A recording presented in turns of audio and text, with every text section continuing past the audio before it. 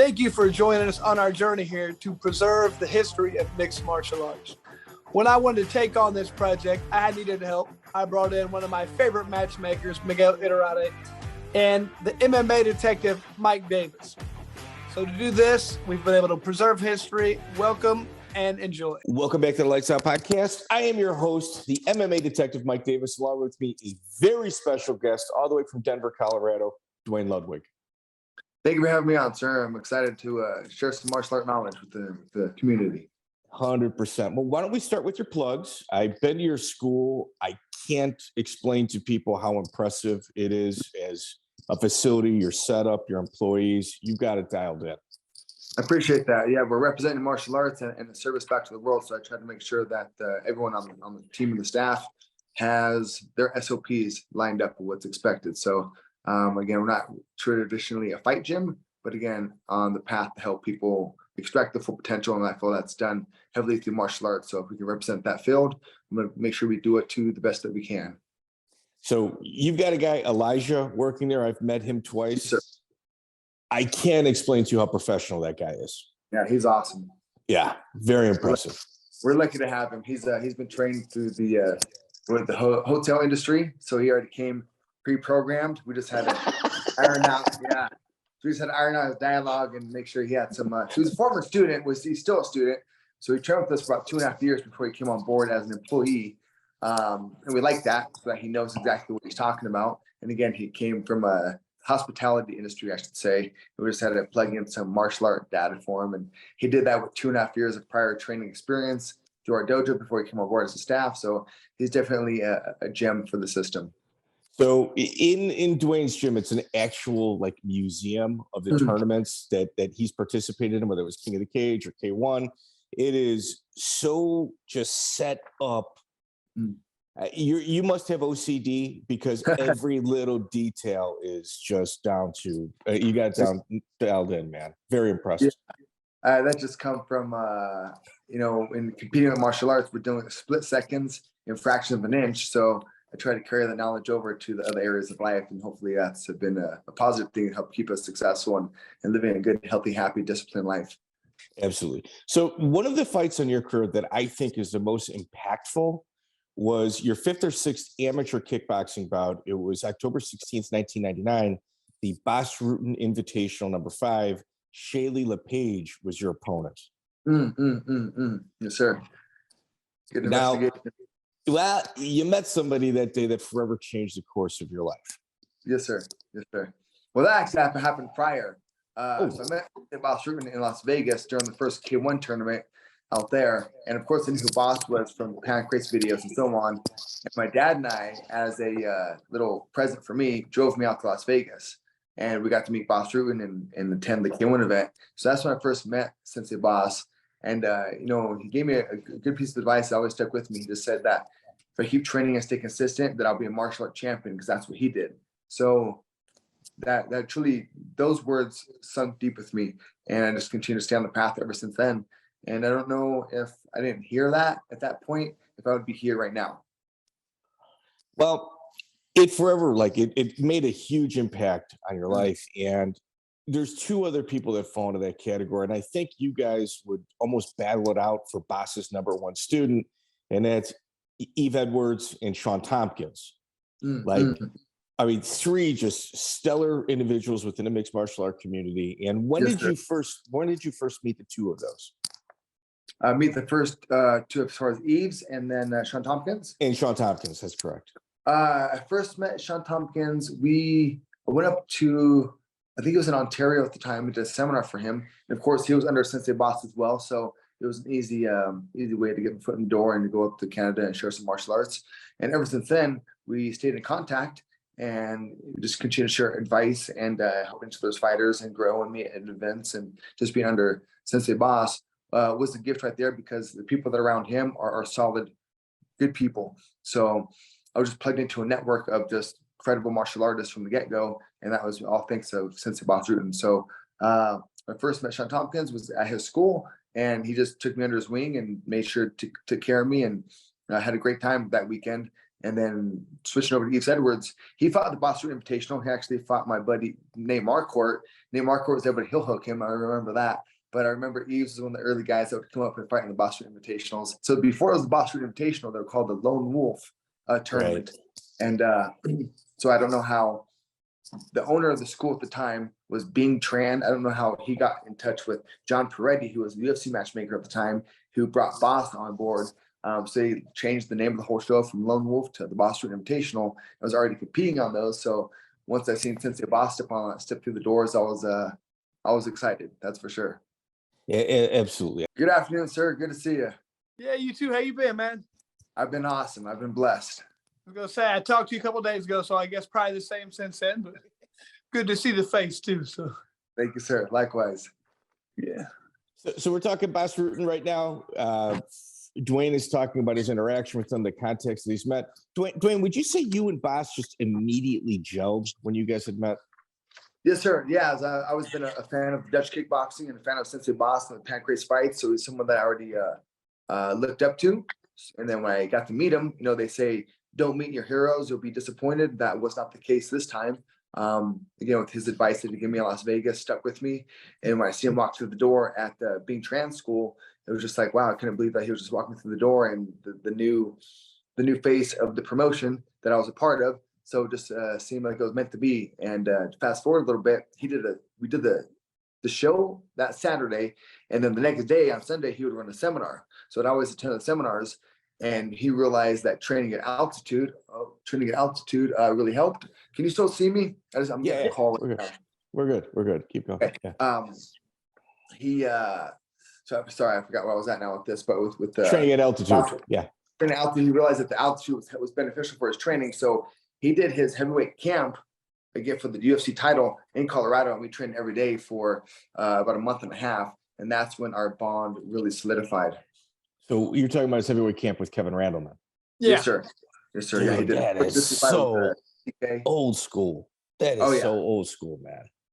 So I'm not sure what UFC that was. My first UFC was UFC 42. So his UFC, I'm not sure, UFC 19 or 20 maybe. Yeah, it had to have been. Yeah.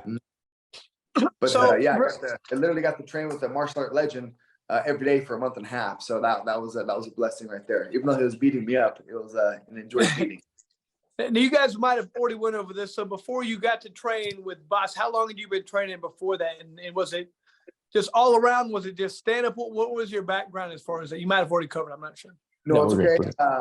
My first martial art was Kyokushin Karate he was Shihan at the time, Shihan Naomiya, who was under Ashihara, who was under Masuyama. I don't know if you understand the karate lineage from Tokyo or not. But so with that, being 8 years old, training in traditional Kyokushin Karate, that was Sensei Bas Rutten's foundation as well. But I did that for Semi Schultz. Yeah. Semi Schultz also, yes, sir. Yeah. So trained Kyokushin Karate from the age of 8, and then I trained in traditional Muay Thai at the age of 15 to about 17 when I met Sensei Bas Rutten. But I've been a striker since I was about 8 years old, and just been on that path ever since. And actually, when I first seen the UFCs, I was like, yeah, this is crazy. Like, there's no way I'm going to do this. And then fast forward a couple of years, I'm fighting in the UFC. But Kyokushin Karate was my first step into the martial arts, and I got a legitimate martial art master as one of my instructors. And all my instructors over the years have been legitimate martial art masters, in my opinion. And I've been blessed, and it's an honor and privilege to carry on their teachings to this day.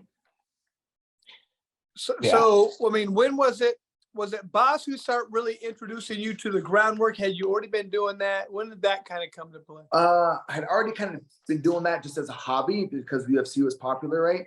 So I started learning jiu-jitsu and wrestling a little bit, but never took it serious. Actually, I don't think I took jiu-jitsu and wrestling serious until my last couple of years of fighting, to be honest.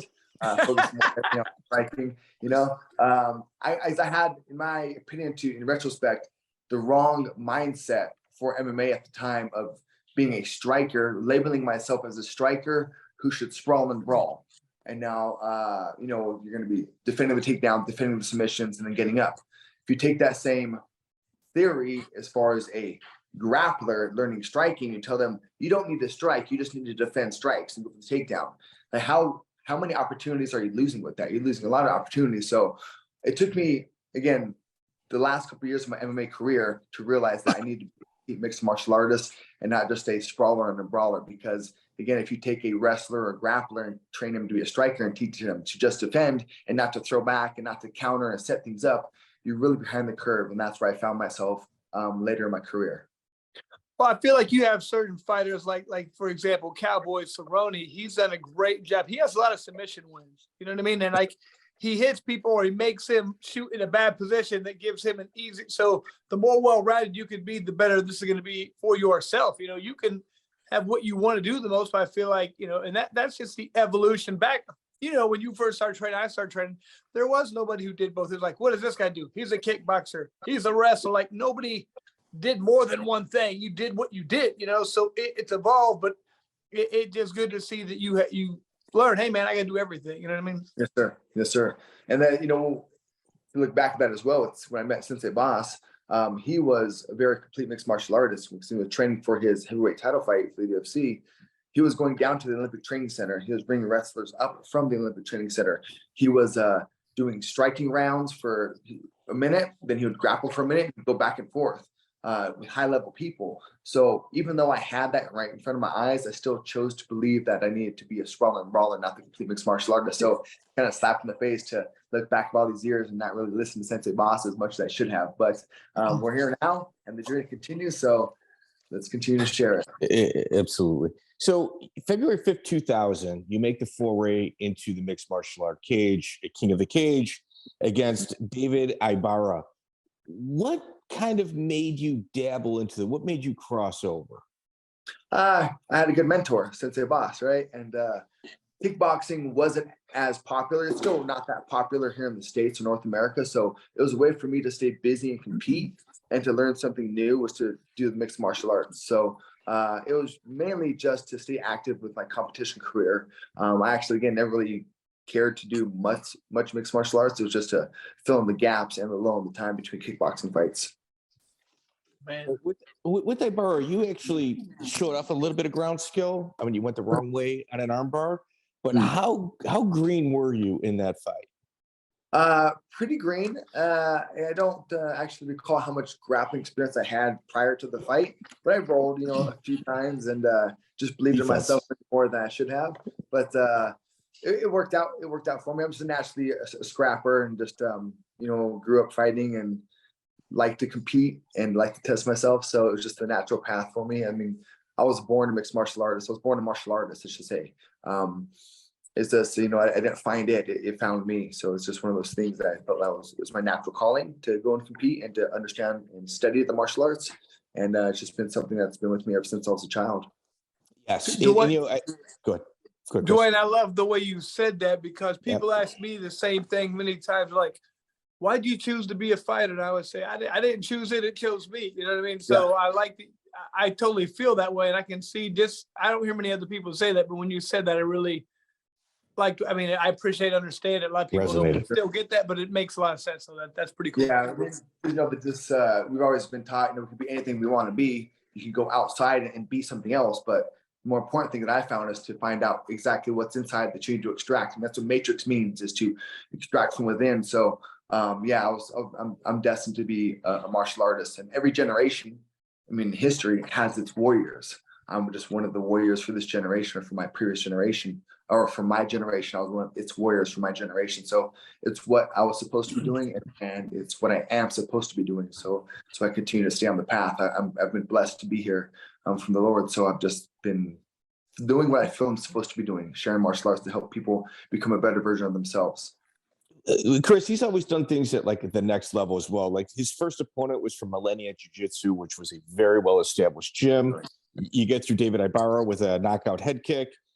Earl Littlepage, you beat him. And then your third fight is against Jason Maxwell, who is absolutely just underappreciated in regards to competition. He's got a win over Jens Pulver.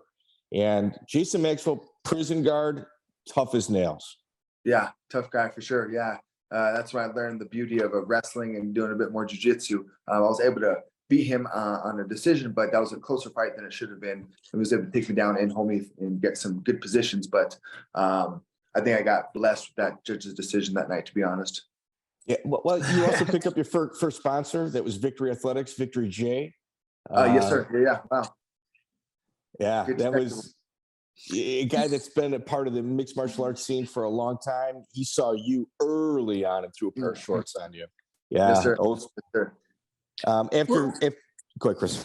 No, so real quick, do you remember like when you first got that sponsor? Do you remember, did that mean much to you? Or were you like, man, I've made it? Or is like, did it just help you, with money so you could, I don't know, how'd that affect you at all? That was just, I don't think he gave me any money that I remember. I think it was just apparel. And Okay. at the time, there's not much money in the sport anyway. So get some free clothes at the time meant something. And it was just to have the support of the community as someone to be a fan. I was like, okay, I might be on the right path. I'm impacting some lives. I'm making some connections. So it's been nice to have that happen in the martial art world. So one of your most famous fights in terms of views is Shad Smith and King of the Cage, June 24th, 2000. It is an absolute striking clinic, and it looked dangerous. That was fun.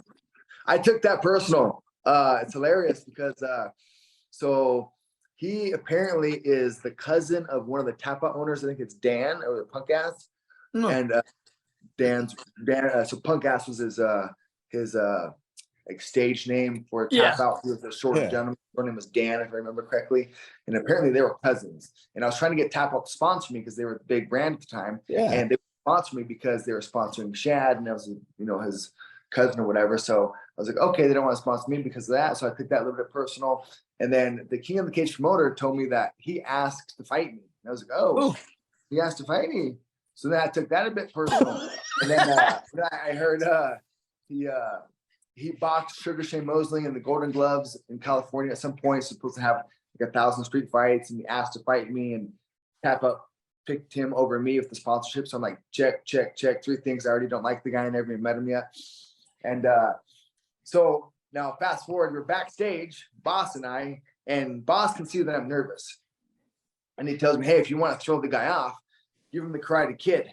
And I'm thinking, like I'm about to fight this guy. He's got 1,000 street fights, Bas. I'm going to a cage fight. And, it's a little bit scary for me. I'm not quite sure if I should laugh at this or what's going on, simply, Bas. But that was the perfect advice for me to break the ice. Because then he sensed that I was nervous for the fight, which most of the time we are.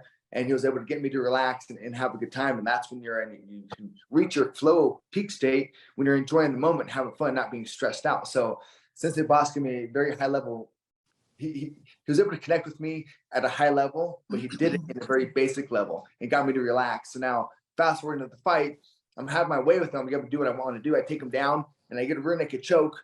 And I remember, he asked to fight me. So I let go of the rear naked choke and I let him up.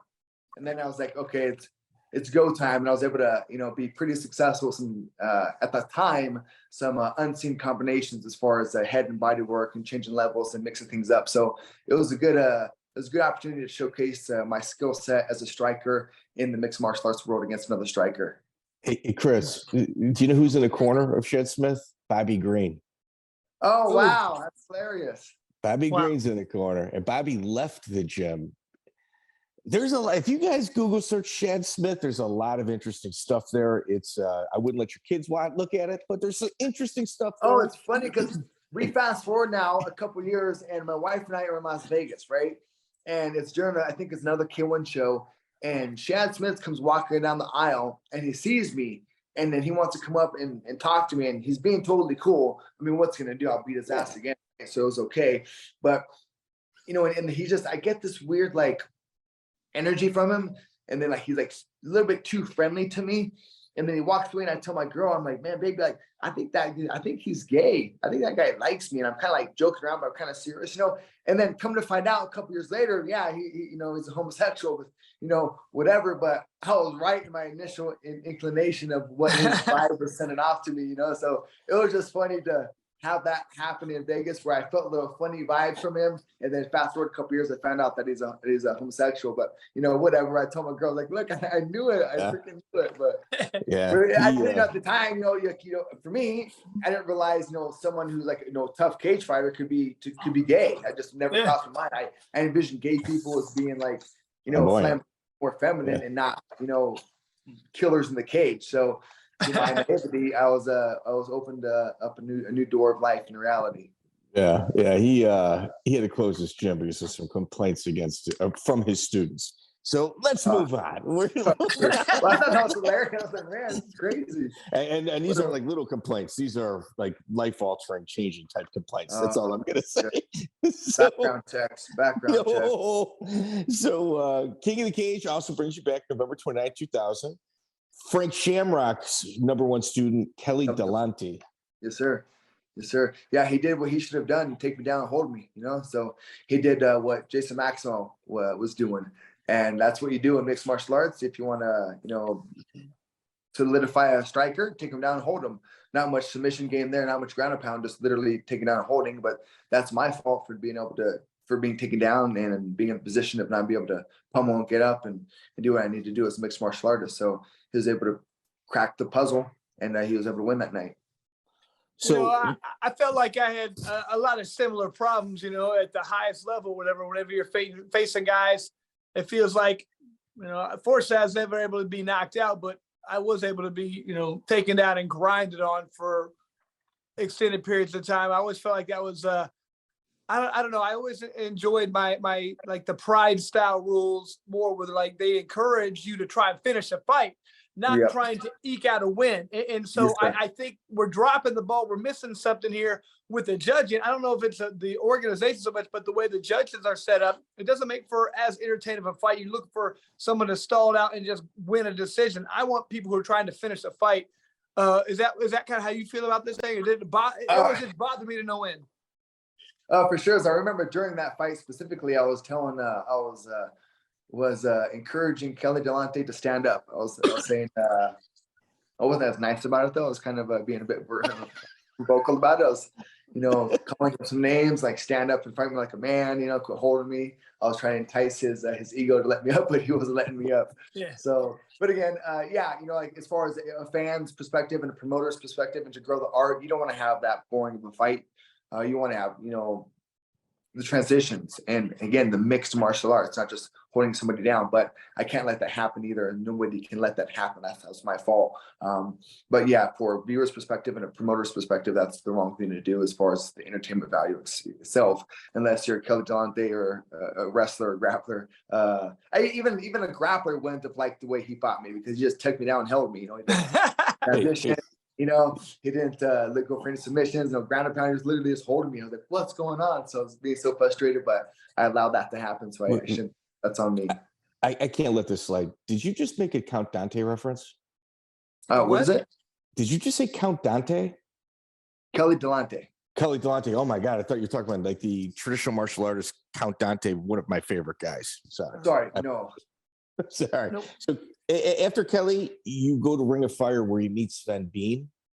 Is that the first time you've interacted with him? No. Sven Bean and I trained out of the same school under Clarence Thatch at 3D Martial Arts. So Sven Bean was my manager and still my brother. And he just was a training mate with me, one of my training partners at 3D Martial Arts, again under Clarence Thatch. And he actually competed in a Sabaki tournament up in Seattle years ago. Oh, wow. So been there and done that. And I respect that. I always chose to work with people who are in the industry, whether it be from apparel, supplements, a manager, anything. I always try to keep it within the family of martial arts. So he was just one of the guys that had my best interest at heart. I'll say that for sure, and a good-hearted guy. What about Bob Henson? I thought you started with Bob Henson.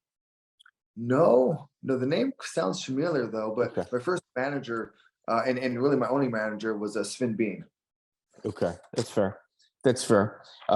You lose to Eric Payne on a rear naked choke, so you're down 2. Like you've got 2 in a row, and you walk into May 5th, 2001, K-1 USA Kickboxing in Las Vegas against Alex Gong. Yes, sir. Legendary performer, Alex Gong. Yes, sir. Yeah, the late great Alex Gong, very good, great ambassador for Muay Thai in North America for sure. He did a lot of great things to help share martial arts. So Alex Gong, for those of you who don't know, there was a hit and run. Guy sees somebody hit his car in a parking lot, catches the guy at the red light, gets executed by the individual. The individual gets chased to a hotel, and it's a crazy, crazy story. Alex Gong, in my opinion, unfulfilled potential, unfortunately. Yeah, short-lived. Yeah, for sure. Yeah.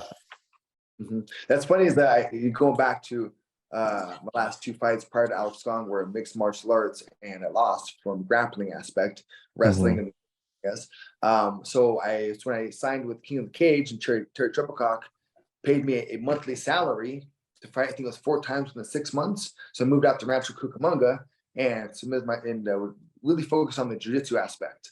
So now I'm losing grappling. I say forget kickboxing. I'm going to focus on grappling, wrestling, and grappling. And then I get a call back to fight for the world title for for Muay Thai. So I'm like, which direction I go? And it's like a 2-week notice fight, 2 or 3 weeks. Yeah, I think about 2 or 3 week notice for Alex Gong. And so I'm like, shit, all right, let's do this. So I have my buddy from Millennia Jiu-Jitsu, Batiste Mansuri, holding pads for me. I show him how to hold Thai pads for me. And I trained with Sensei Boss a couple times, trained with the Sexon, and then his brother, Sexon's brother as well, a couple sessions. And then I go out to Las Vegas and fight for the world title. I remember I think it was 1 or 2 days before weigh-ins. They said, we're going to do elbows as well. So, okay, we're doing elbows as well. Perfect. Let's add that to the game. So it was my first kickboxing fight with elbows. Against for world title in Las Vegas with the lights, and I think it was not Bruce Buffer, it was Michael Buffer, I think was the announcer, and real Buffer. Wow. Yeah, it was a eye-opening experience to be in Las Vegas fighting for world title. 2 weeks notice when you just made the decision to quit doing kickboxing and focus on just like, but it was a great challenge. And looking back on the fight, I felt I should have won the fight, to be honest. Split decision. The decision. Was a close fight, but unfortunately, so he was able to keep the title. Then he passed, so the title became vacant. And then Sven Bean said, fast forward in quite a few years now, Sven Bean was able to put the promotion together for me to fight for that title. So I feel honored and privileged to still have that title to this day. Even though Alex Gong and I were rivals, we're still brothers, and it was nice to see that I feel at peace having that title. In my school, that was a part of Alex Gong's journey as well. Yeah, it's in the right spot. Yeah. Yes, sir. Indeed. For sure. Yeah, the sport, like it introduces you to so many different people from many different walks of life, and you become brothers with them, and through combat. And one of the people on your record who's just, I guess, one of my favorite characters in the sport is Charles Bennett. You fought him August 4th, 2001. Yes, sir. Yeah, he's awesome. I don't remember who was on the King of the Cage staff, but this is my first time being around an individual that has gold teeth. I was always like, what's with the gold teeth? And one of the staff members of King of the Cage says, "Hey, Duane, they liked me from my previous fights, and I felt I'm always pretty nice guy and so on, easy to work with, but." He said, "Hey, if you knock out one of his gold teeth, I'll give you whatever, a couple $100 or something," right? So just like a little inside joke game. And Charles Bennett heard that, and then he comes over to me and says, "Hey, you're not knocking out my teeth, brother. You're not knocking out my teeth." I was like, "Well, I'm gonna try, but it's not my intent." We were just like, but fast forward the fight. So hold on, I gotta say something about this because I missed weight for that fight. I was like 2 or 3 pounds over the weight limit, and Charles didn't care. He's, "Oh, it's cool. Like, it's cool, brother. No problem." I was like, "All right, sweet." So I gotta say, he didn't make me suffer on the scale to take the fight. He still stepped up to the fight, even though I missed weight by 2 or 3 pounds. So I got to give him that credit. And before the fight, during the fight, he's a character. After the fight, good-hearted guy. So nothing but love and respect for Charles Bennett. And I hope he's on a good path. I see he's still actually competing. And if I remember correctly, he was in the hospital last year and had a pretty serious condition, but he seems to have made a recovery, and that's nice to see. But again, he was a sweetheart of a guy before, during, and after, actually. From his initial presence and so on, you kind of, I got the prejudiced judgment that he was not of great quality of character, but my interaction with him, like, he was a great human being. I agree. He's always been good. He's fought for us a few times at the bare knuckle, and he's always been a great guy. But it always amazed me, like, we always finding out like he really hadn't been training. Like he'll take fights without training. I'm like, he looks so good. Can you imagine how good he'd be if he trained? Yeah. I mean, when he fought Tyler Goodjohn, he actually trained for a few weeks, but he looked fantastic. But this guy's just out there, natural ability, just a complete character, you know, like just a lot of the things he does makes you shake your head like, what is he doing? A lot of funny stuff. But I mean, yeah, super nice. Always been, you know, fairly respectful to me. I thought he was a quality person. Yes, sir. Me as well. And I'm glad you brought that up because I remember I was hanging out with Rico Rodriguez. Remember Rico Rodriguez? Oh yeah. Yeah.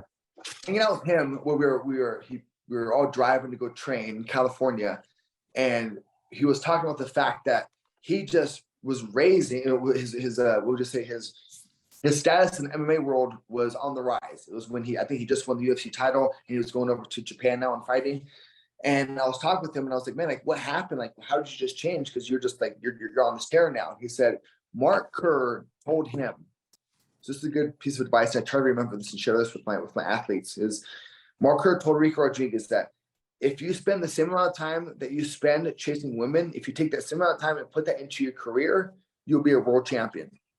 And same thing for like Charles Bennett. I feel he's a world-class athlete, just lacks the discipline and maybe not in the right environment to extract his potential. So, you know, you're a product of your environment. So make sure if you can do the best that you can to surround yourself with good people. And that's one thing that I've been able to do, luckily, with Sensei Bas and Clarence Thatch and so on. But again, Charles Bennett is somebody that was a world-class athlete at natural God-given athleticism. If he was able to commit himself and be disciplined, then he could have been a legitimate mixed martial arts or a world champion in any endeavor, boxing, bare knuckle boxing, kickboxing, or mixed martial arts. Now, Duane, as somebody who has trained people for many, many years, yourself, myself, I feel like you have to have a couple different qualities to be a special fighter. You know, you have to have at some level natural athletic ability. You talked about that. You also have to have a complete dedication and be able to do all the hard, and you have to be a super hard worker. Like you got to be in the gym. I've known people who come in there a lot and they're athletic, but they don't work hard in the gym. And I know people who work hard and they just don't have the athletic ability. Like it takes all three of those to be like a special fighter. And you don't, how many times do you see 2 out of 3 and they have so much potential, but they won't come to the gym. They disappear for 2 weeks. Like you can't do that. You know, it's just amazing. All those little things. Plus they got to be mentally tough. So it takes a lot to make a special fighter. And you'll see 2 out of 3 or 3 out of 4, but it's only when you hit all 3 or 4 of those things that you get somebody who's like, this guy's going to make it. And so many people are so close and just don't quite get there. There's such like, I don't want to say a waste of potential, but it's frustrating. Like, Jesus, you couldn't be so great. Yeah. No, you're right. You know, God gives us these gifts and we need to look within inside and extract them and bring them to light. You know, let our light so shine before men that they see our good works and glorify our Father who art in heaven, because he's given us gifts. And we need to, again, experience things to realize what our gifts are, because not quite sure sometimes unless you actually are in that environment to express those and then to pay attention to them. But yeah, you need many elements to be a world champion. You need the right guidance, you need the right athleticism, the commitment, the discipline, the skill set, because you can have all those things and then just throwing, you know, a lazy jab on the back because you don't know any better. And you got to have the hopefully a detailed coach to help guide you on the right path and point in the right direction to hopefully hone your skills. But yeah, there's definitely many aspects to extracting one's potential to become a champion on any endeavor. So we're talking about characters within a sport, people that you've met. So Duane, you're actually known as a real nice guy, real amicable. Chris, obviously, you know, your reputation has got you where you're at today. And we interviewed Steve Berger, I want to say 2 years ago. And he had said that you introduced him to a sick kid with cancer that you used to communicate with. And it turned out it was like an adult later on pretending to be a child. I forgot about that. Wow, that's crazy. Yeah. What was that guy's name? Wow, I forgot about that. Yeah, there was someone contacting us or contacting a mixed martial artist and telling us a story. It was like he was a sick kid, and so like would send him stuff and write back and forth and just try to be nice. Yeah, ended up being an adult.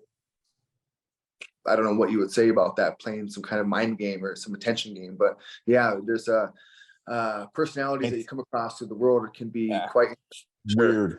Yeah. It's like the original Manti Te'o, you know. Yeah. You got catfish. Yeah, catfish. That's the term. That's the term, catfish. But my heart was in the right place, and there was no harm, no foul. Some wasted time. but my efforts were directed in the right way. So it gave me a good opportunity to hopefully put on some good credit for the Lord. For sure. That's good. So go ahead, Chris. Real quick, Duane, at this point, are you able to, are you doing a lot of like training with other high level guys? I remember the first time I heard your name, one of my guys I used to train with, Alex Stiebling, was talking. He was like, he was like, he went out there and trained with you, Bas. He's like, Chris, you got what? This guy's on a different level of striking than people in MMA. So, I mean, that's when I first hear your name, started paying attention. But like I said, Alex went out and traveled around. I just know if you guys brought in a lot of people, you traveled with other people. Like I was pretty much landlocked. I was a fireman. I trained in Indianapolis my whole career. Did you get to travel around, do much with other people, or bring people in? How'd that work? Oh, I was blessed enough to be able to travel and train. But then again, I've had great people like Sensei Bas was one of my main mentors, who has been able to travel and train a lot. So all his travel experience was able to be, funneled to me, but myself as well was able to travel and train quite a bit. I used to be an electrician and, a free spirit. So I would always travel, and I was just on the path. Like most of us who were in the beginning stages of mixed martial arts, we're on that same path. A lot of us traveled and trained, and we're just open-minded and just looking to figure out what the next layer, the next, level to unlock this mystery of mixed martial arts. So we're all just investigating and had our heart set on discovering what this new world was of ground karate, right? So it was just figuring it all out. But yeah, I've like when I first met, when I met Sensei Bas the second time at Bas Rutten Invitational. So that school, the UFC used to have this like UFC affiliate program where John Peretti would come and watch the shows to scout talent. And they were real talent. Jens Pulver came through there, Keith Haring, Nate Marquardt, Chris Brennan, Yves Edwards, who else? Modi Hornstein, Pat Smith fought on there. So in Colorado seemed to be a martial art hub. A lot of people have come here and traveled through here. So with me just being here, I've been able to meet a lot of people who come to me. But again, I've traveled a lot as well. So my martial art database of knowledge is pretty extensive for sure. Some people say I know more than Google.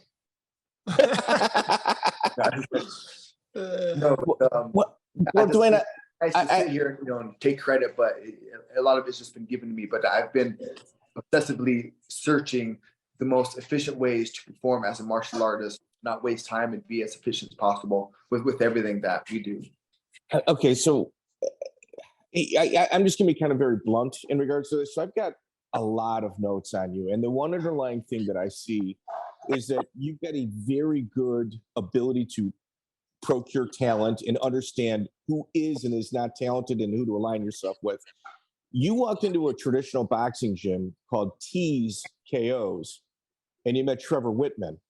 I met a martial art master, a kinetic martial art master. Sorry, go ahead. Yeah, Trevor. You meet Trevor. Okay, but you're the one that found him. So yes and no. One of my training partners, Andre Walker was his name. Andre Walker's hilarious. Oh, this guy is so funny. So he was one of the old school martial art guys here in Colorado, but he's the one who found Trevor and was like, guys, I met this boxing coach. He's just a solid boxing. I'm not exactly sure Andre how he first described Trevor, but he said he was a current boxing coach that still travels around, does seminars, and is continuing to learn. And I was like, oh, hi, buddy. And he continues to learn. So Andre introduced me to Trevor Wittman. And when I first met Trevor and trained with Trevor, I knew that we were meant to be training together. And he's a very detailed OCD guy like myself. He is a legitimate master of the arts. He understands the kinetic energy and flow and game planning and everything. He's, again, one of the guys who I've had 4 legitimate martial art masters teach me. With 5, Contra Nomia, who's my first karate instructor, Sensei Bas, obviously, Trevor Wittman, Clarence Fats, and then James Tigris. So I had 5 world-class legitimate martial art masters not only train me, but like take me under their wing. So that's why I'm so passionate and continue to train and teach and do martial arts and do these videos and have my affiliate system and share it, because I have to. I have had these masters, would you say, invest in me. So it's my duty and obligation to now share it with the world. That's what sensei means. Sensei means from those who've come before you. A history teacher is really what that means. I have a lot of history to share. So I appreciate doing this interview and be able to talk to Chris Liddell, another lifelong martial artist. And this is just a great opportunity to share martial arts. And Trevor is a very rare human being. I would have, to retrospect, I would have liked to see TJ Dillashaw's path as a martial artist under Trevor. I think that would have been something special for sure. Well, at TKOs, 1 second, Chris, you had Elliot Marshall over there, Reed Delman. You guys, and you became a coach as well. Like with the impression he made on you at a very early point in his career, almost a non-existent point in the mixed martial art world, you put your name on his gym. Yeah. Well, it's just what's supposed to happen. You know, when you meet people, you talk to people, you're around people. God sets people up in your path for certain stages of your life, and he's still, to this day, we still keep in touch. And he's going to come and do a seminar at my school in 2 months in June for our super seminar. But we still keep in contact. These aren't people that I've dissociated myself with. It's not like I chose to be with them. It's like, or they chose to be with me. Like, we're supposed to be together. We're supposed to cross paths and bring this martial art evolution to light for the world. So, I put my name on his gym, but that's what was supposed to happen, though. Like, have you been around Trevor? Have you seen him talk or train? No. Yeah, he's a rare gem. He's somebody special for sure. Duane, you've been around a lot of good trainers. You're talking about, 5 different guys who've kind of taken you under the wing.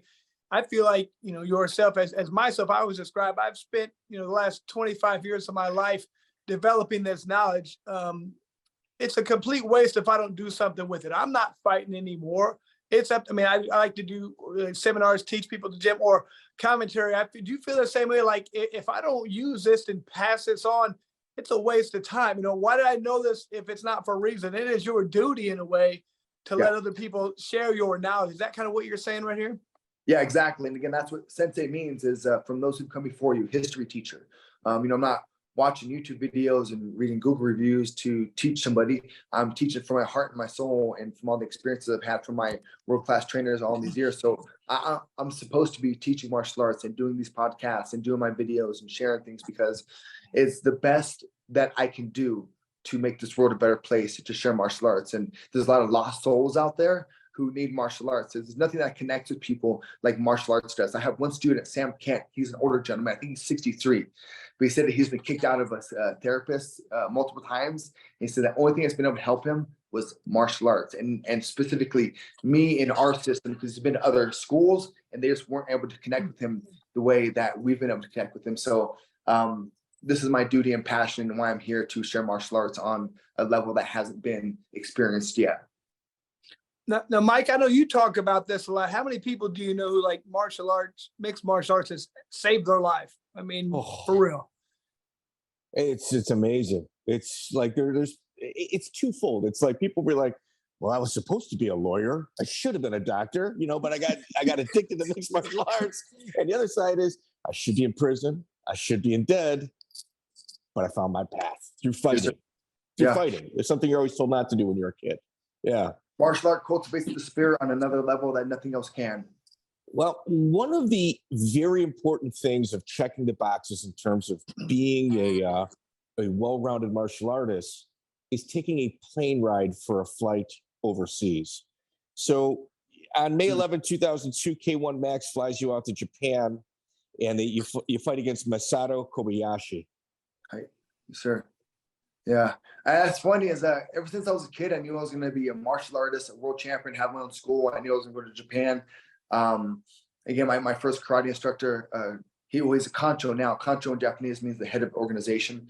Kancho Ninomiya, he's a legitimate martial art master from Japan, and he has opened his school, 8 blocks from where I lived as a child. So it's always had this natural draw to Japan and its culture and its martial arts.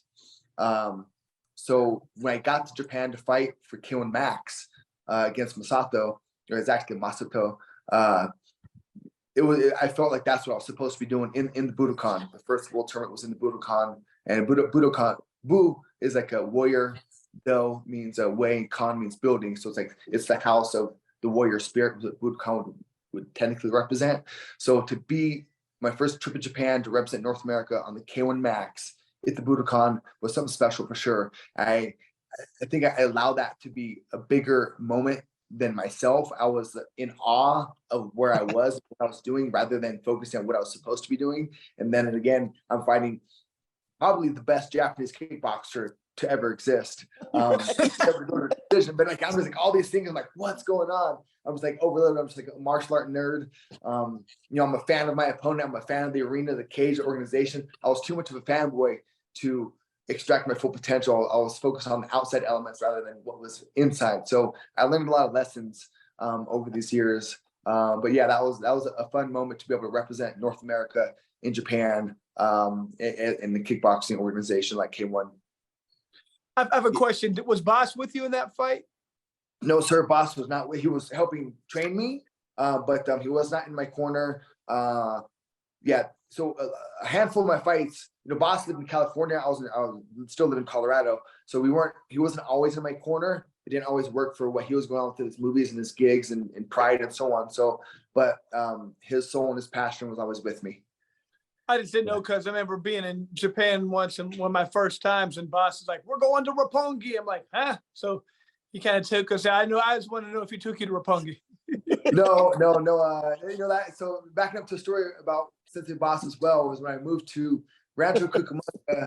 I did that deal with King in the Cage, and I think it was 2001. You said I had a buddy who was offering me some substances, and I didn't do anything. When I was competing, I didn't smoke, drink, like nothing. I was straight edge and on the path of being as pure of a martial artist as I felt I needed to be to extract my potential. And my buddy offers me something. I forgot what it was. And he goes, "Hey, aren't you like a Bas Rutten fan?" I'm like, "Yeah, of course I am." But that's not the part of Bas I want to be like. And then he brings that up to me to this day. He's like, "When you told me that changed my life." And I was like, "Okay, yeah." So I guess, you know, if you're going to pick, you know, someone to represent yourself up, you don't have to pick all their characteristics points that you can pull out, right? So I guess it was I'm amazed at some of the things that people have told me I've said in the past that now that I'm a bit older, I understand it's worth. Yeah. But like I know like so myself, I remember going like I was like, you know, 6 weeks out, there was nothing, you know, didn't eat any bad foods, any alcohol, anything like that. Afterwards, I would indulge.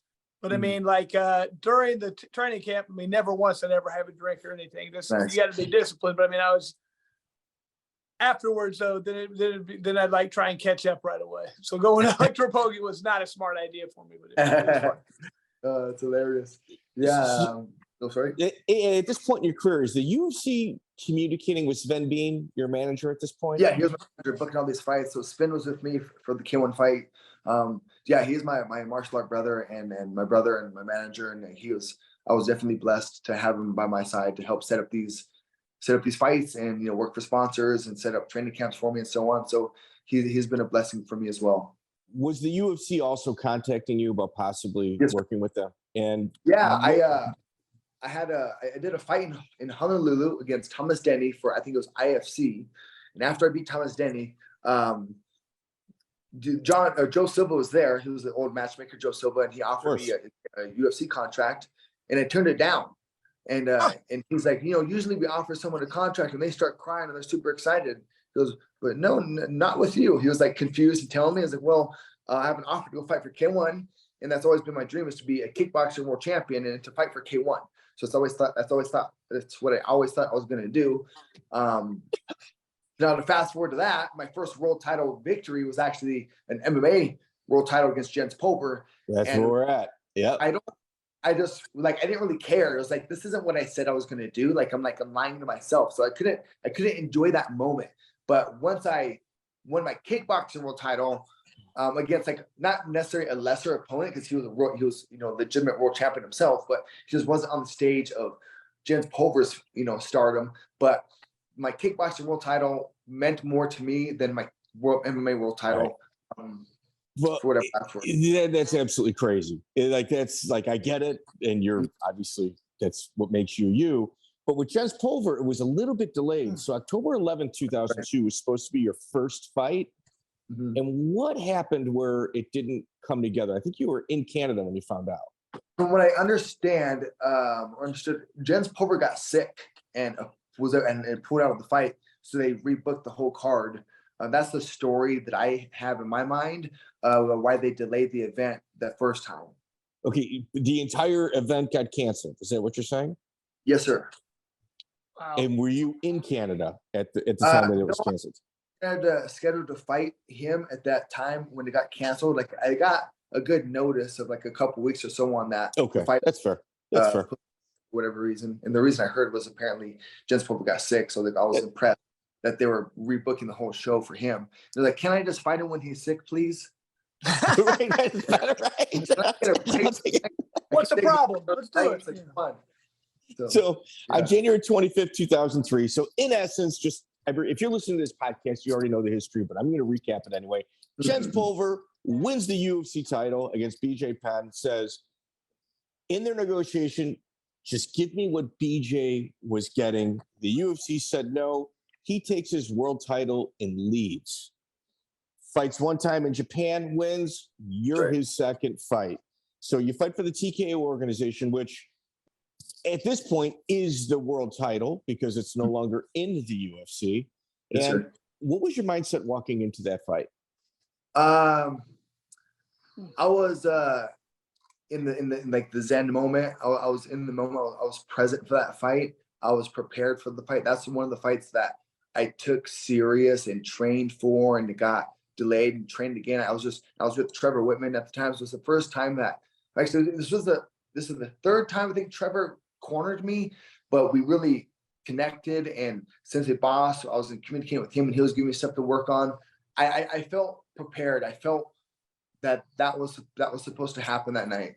And then it's just crazy because I knew how I was going to beat him. I knew how I beat him was different than how I initially knocked him down is what I knew was going to happen. Because when we're open stance means you're in opposite stances. So my left foot was forward and his right foot was forward. He was southpaw. So that means open stance, opposite stances. And, on paper, you're supposed to circle away from their power, right? But I circled into his power. You're not supposed to do that. But Trevor said, it's okay to do that because what's that going to do? That's going to make him throw his power. So you can be one step ahead. So I went into his power, made him throw it. When to make him throw, I kind of made him throw it. Like if someone's good at something, you give them the bait, they're going to take it. So I circled into his power so we could throw it. And my idea was to counter him. And he threw a punch. And I don't know if you've seen the fight, whatever. And for me, it was a very monumental moment in my life. But he throws this rear hook from southpaw to his rear hook, and it hits my glove. And I think, I can just miss my opportunity. Shit. And then he throws it again. So all this stuff that's going through my mind, like we're talking about a second. Like this is what happens when you're in that adrenaline state. So he throws it and it misses. Like I missed my opportunity, and I see it coming again. I'm like, oh sweet! Like I can't believe he's throwing it again. Like my mind just goes through the process and all this stuff. So they were able to beat him to the punch and drop him. And I knew this whole time like that's what was going to happen. So I dropped the guy. We get to a little sprawl, and he's holding me, and then we get up into the clinch, and the ref. Jens, and I'm surprised how strong Jens Pulver is. Like, I could not break his grip. I was like, wow, this little sucker is freaking strong. I just couldn't believe it. But I looked to the ref, and I'm like, hey, like he's just holding me. But we're standing up in the corner of the ring, and then he breaks us. And then once he breaks us, and I turn around and see Jens Pulver, Jens is staring out of the ring. So he has like no idea where I'm at. So I'm like, oh my gosh, like here's my world title. Here we go. The ref spins him around to face me because he has no idea where he's at. So I was able to take my time and set it up, but hit him with the two body and the knee, and then followed up with the cross. And it's interesting because you set your sights on a goal and you put so much effort into it coming to life, and then when it happens, it seems to be very similar to what people experience. It's a miracle to see those things happen exactly how you thought they would happen. It's crazy. He never recovered from that initial punch. No, yeah, he hasn't, poor guy. I mean, in that round, there's no, like, he was still, like you said, dazed. You could see it. Yeah. That was a fun night for me for sure. That was a fun night for my whole team. After, go ahead, Mike. He gave a press statement stating that you would never fight in Canada again unless you were prepaid. What happened with the promoter? Apparently Stephen Patry was his name. So put some funny stories with that. So I signed some agreement, or we made some verbal agreement where I agreed to fight for less money because he didn't have enough money. Because apparently in the commission in Canada, from what I understand, you had that whatever you laid out your purses to be, you had to have that much money in a bank or in an account, so they would make sure that you paid everybody. So they didn't have enough money in the account, so they came to me like, "Hey, can you agree for a lesser pay so I can clear the commission, and then we can I'll pay you after." So I'm like, "Okay, sure, no problem." And then it just took a while for him to pay me, and with the delays. And with it was a troubling time for me financially to make that happen. So it caused a bit of stress on my career. But to fast forward, my second fight was in the UFC. So I go from there. Now I'm actually in the UFC, and UFC 42 against Gaethje, and I'm in the lobby and I see the promoter, Stephen Patry. I'm like, "Hey, don't you owe me some money?" And he's like, "Oh, he's this French guy. Is he my room?" And I go, "Okay, well, let's go to your room." So I followed him up to his room so he could pay me the money, the fight week of my UFC fight. So I got paid twice that trip. Nice. But yeah, He actually had it? He actually had the money? Well, it was because St. Pierre was on that card that night. I forgot who he fought, but he knew he was, and we were in contacts, me, him, and then my manager, Sven. So he's like, "I'm going to pay Duane in cash at this fight," and so on. So it was already prearranged, and he was able to, all the bad stuff I said about him, at the end of the day, he ended up paying me and following through with his word. It just took a lot of heartache and public display of here's another one though. So pay people. I win a world title, and the belt is gold, and it's my first world title, so I love this thing. And I get some jewelry polish, and I'm polishing the belt, just being a dumb kid. I'm 23 or 24, and I'm just like, "Oh, world title." I'm polishing my belt with some jewelry cleaner, and I'm looking at it, and I'm like, "Baby, come here. Does this look like it's coming off?" And then I'm rubbing the paint off. Like, it's not, because he tells me it's gold plated. So I'm like, "Oh shit, it's gold plated." It wasn't gold plated. It was gold painted, not gold plated. So I called Stefan, and he answered my call, and I'm like, "Hey man, like, this belt is not gold plated. Like, I'm using it, I'm polishing it, and the paint's coming off." He goes, "What kind of polish did you use?" I go, "Stefan, metal, gold is a metal. It shouldn't come off with any polish, So like, even just always just trying to like negotiate and go around some bullshit. So he was a little slimy, but he did put together an event to give me the opportunity to showcase to the world and to myself that I have the potential to be a martial art world champion. So I gotta thank him for that. Yeah, I would just say translation issue.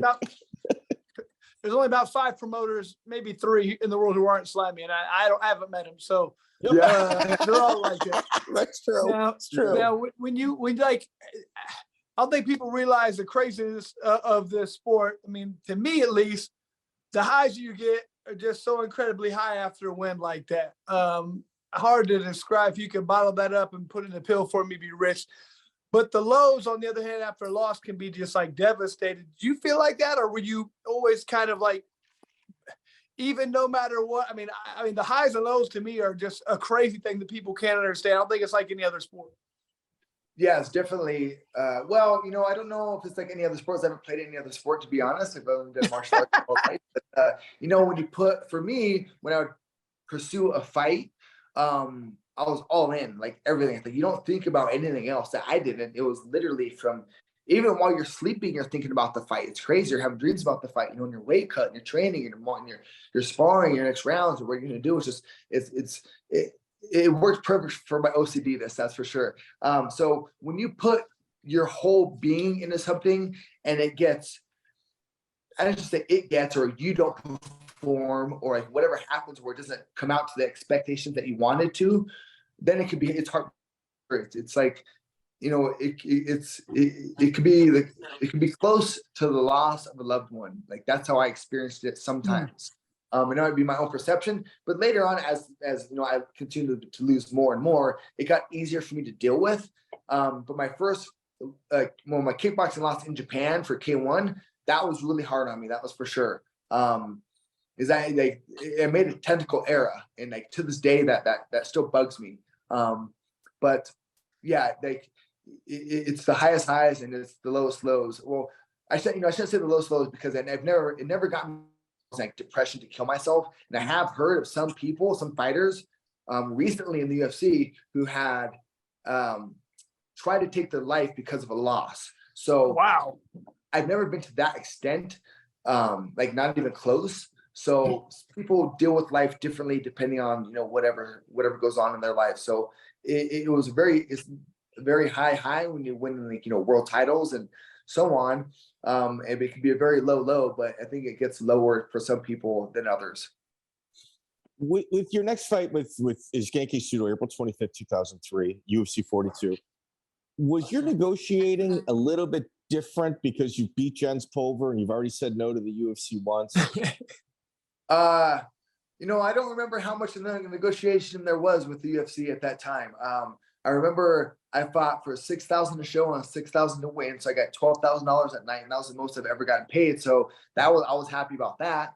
And then I got Fight of the Night. My Fight of the Night bonus was a literal Xbox system. Like there was no money. They gave me a literal Xbox system. So I still have the Xbox as a memento, but the negotiations, I don't know if there was much negotiation other than you're fighting this guy at this date, this weight. And that's let me fine. tell you, I mean, getting 6-6 from then as your first fight's unbelievable, man. I mean, if I had to because of Jens Pulver, I got UFC 45 off our Robbie Lawler. I got 2-2. So just so you know, you do a lot better than I did. Wow. Well, let me fast forward. So my second UFC fight, sorry to jump ahead and jump around, but yeah, in the pay perspective. So my first UFC fight, I got $6,000 a show and $6,000 to win. The fight at 155 pounds against Gaethje Sudo. My second UFC fight, so I wasn't on contract. It was just a one-off fight. My second fight was another short notice fight, 2-week notice fight to fight up a weight class at 170, and I got paid $4,000 a show and $4,000 to win. So my pay actually went down to go up a weight class, short notice fight, coming off of a win. So I still did better than you, I guess. But yeah, still. It wasn't. I'm not trying to do better than you, Chris. I'm sorry, but yeah. I did get a bonus tonight. Dana sent me a check. Oh no, yeah, he sent me a check for $500. So keep that. That's a slap in the face. Dude, at the time though, when I wasn't expecting an extra $500, it worked out, right? I was like, all right, I'll take this, and I thought it was nice. A note from Dana White, you know, you give me a $500 bonus. It was nice. Here, if 8,000 was the most you ever got paid, what did they pay you for Jens Pulver? You know, I don't remember, but it wasn't much. I think I got paid $5,000 a show and $3,000 a win, but I really don't remember. And I don't remember what it was. And then again, at the time, I didn't care because I was still working as an electrician. And the money was never the path for me. It was always to be a world champion. The best technique. So it was never like it was never the money. It was who am I fighting at what weight? Like that's all I cared about. And what date I so. By the way, I also won one of those Tap Out of the Night awards. It was this big glass plaque. Yeah. It was worth $0. You know what I mean? So I didn't. And later on, I was like, I want to sell this for $30,000 or something because I didn't get a nickel for it. Yeah. No. But then I broke it, so then I don't have it anymore. So I can't sell it now. Those are priceless. Those can't be bought. So that thing's priceless. You've earned something that people would die for. You better glue it together. It together. Oh, it shattered into 1,000 pieces. I broke it on accident. So. That happens. Dang it. I was hoping to get some kind of a fight of the night or knockout of the night or with the fastest knockout kind of award plaque, something from the UFC. So I had the fastest knockout for 13 years. Yeah. So Masvidal jumped me Ben Askren, but because I like to have the awards and the trophies and stuff to show the kids and the students, you know, the check marks of your career. So I still like those things. Like they're good, you know, memories. The thing with Gaethje Sudo that stood out the most was that you're cornered by John Hackleman and Chuck Liddell. Did you do your training camp with them? I couldn't find anything. Yes, sir. Yeah, I did. So at the time, Chuck Liddell was the heavyweight champion. I think heavyweight or light heavyweight champion. He was the number one fighter, light heavyweight. And then I had a connection with John Hackleman through the karate world. And at the time, Chuck Liddell was the best representative of a striker who is performing at his top level. in mixed martial arts. So it made sense for me to pursue that, to go see what he knew versus what I thought I knew. And Hackelman got me in great physical shape for that fight. And Chuck let me stay at his house for free, drove me to the gym. I've had a lot of people help me over the years to be where I'm at, which is, again, another reason why I have to continue to do these podcasts and share and teach and so on, because so many people went out of their way to help me. And that was another gentleman, John Hackelman and Chuck Liddell, both trained me, didn't charge me, flew out to Florida with me. But I did go from Hackelman's down to Bas's for a couple days as well, because we were kind of within the same vicinity in California. So I always try to train Bas whenever I could, even though he was busy doing movies and so on. I'd always get there as much as I could. But yeah, I did train with John Hackelman at the pit for that fight in San Luis Obispo, and he got me prepared to win. That's for sure. I mean, Genki Sudo, I fought with him over in Japan. He's a tough guy, man. He's really good, very unique, very awkward. Fast. And a showman, man. A lot of fun to watch. Yes, sir. Yes, sir. He is a showman, that's for sure. A smart guy, very technical on the ground with his wrestling and his jiu-jitsu, in shape, game opponent. To be able to go in an arena at that level and to act the way he acts as far as his showmanship, that's very special and unique. Yeah. Yeah, his confidence is next level, and he pulls it off. Yeah, so quick. Like his shot on the takedown, the initial takedown with you, it was just lightning fast. Yeah, he was awesome. He was very good at what he chose to do. He's real picky in regards to who he fights as well. Like he's one of the guys that would notoriously turn down about a dozen opponents before he got to one, and size was a big factor of that. I was actually very surprised that you landed that fight just based on that. Yeah, I never asked for any opponents. It was just, Sven, my manager, would say this promotion was asking for you to fight this guy at this date and weight. That would typically be yes, let's go. All right, so you took your shorts off and you had your spandex on and it had little Bas on it. Are those the same shorts you wore in your first fight? Yes, sir. I continue to wear those shorts for all my fights. Those are my little memento. Really? Mm-hmm. That was before they made the actual tight, like Valetudo shorts. I forgot what kind of shorts they were. Some crazy shorts that I got at some local store, and would wear those. And I had little Bas on them because Bas was like, someone who invested into me and someone I really aspired to be. So it was something special to me to be able to have his okay with it and to be able to represent him as much as I could. But funny story, I moved away from that name and went with Bang because we had somebody in our crew who changed. So I did it myself. I said little Bas. That was my own thing. And then Bas, it was okay. Somebody else in our little crew did the same thing, but he called himself Kid Ruten. So then it got kind of weird and he wasn't as good as us, right? So I was like, well, it can't be a little Bas and Kid Ruten. Like this is, it's too close. So, that's when the whole Dwayne Bang, formulated off of that. So it worked out better that way anyway. Real quick, who came up with Bang? I think I did. It rolls with Dwayne, with the Dwayne Bang, kind of roll. So I guess these last couple of years I realized I'm decent at rhyming and putting words together, and that was one of my first hints of it was Dwayne Bang. So I think that came to me. Could have been a rapper. Could have been a rapper. I've got some good flows. All right. So Phil Baroni was doing color commentary for that. And later on, there was a rumor when Phil moved to 170 that you two were supposed to fight. That wouldn't have been a good night for Phil. I would have beat his ass. I think so too. Do you remember why that fight never took place? I don't know. Okay. You got to watch out, though. I hear Phil's pretty tough against women.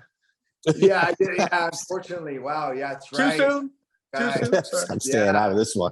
That's like the difference of, I think I don't really know Phil that much other than his what you know of him from the internet or the public audience. But he was a couple screws loose, and I feel like just like for Charles Bennett as well, these people could have been honed in if they were on more of a straighter path through a more disciplined regimen of like what martial arts, a true martial artist would represent. There's like Jesus says, straight is the gate and narrow is the way that leadeth unto life, and few there be that find it.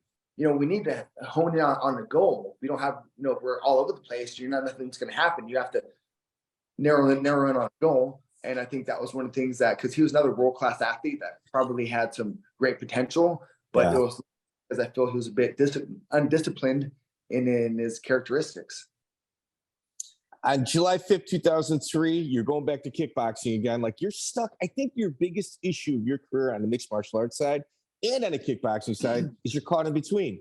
You're stuck in the middle. And you can't turn down these kickboxing fights because they're too big. You fought in a 4-man tournament, K-1 Max in Japan, Kolo Takada and Albert Cross. Yeah, both friggin' studs.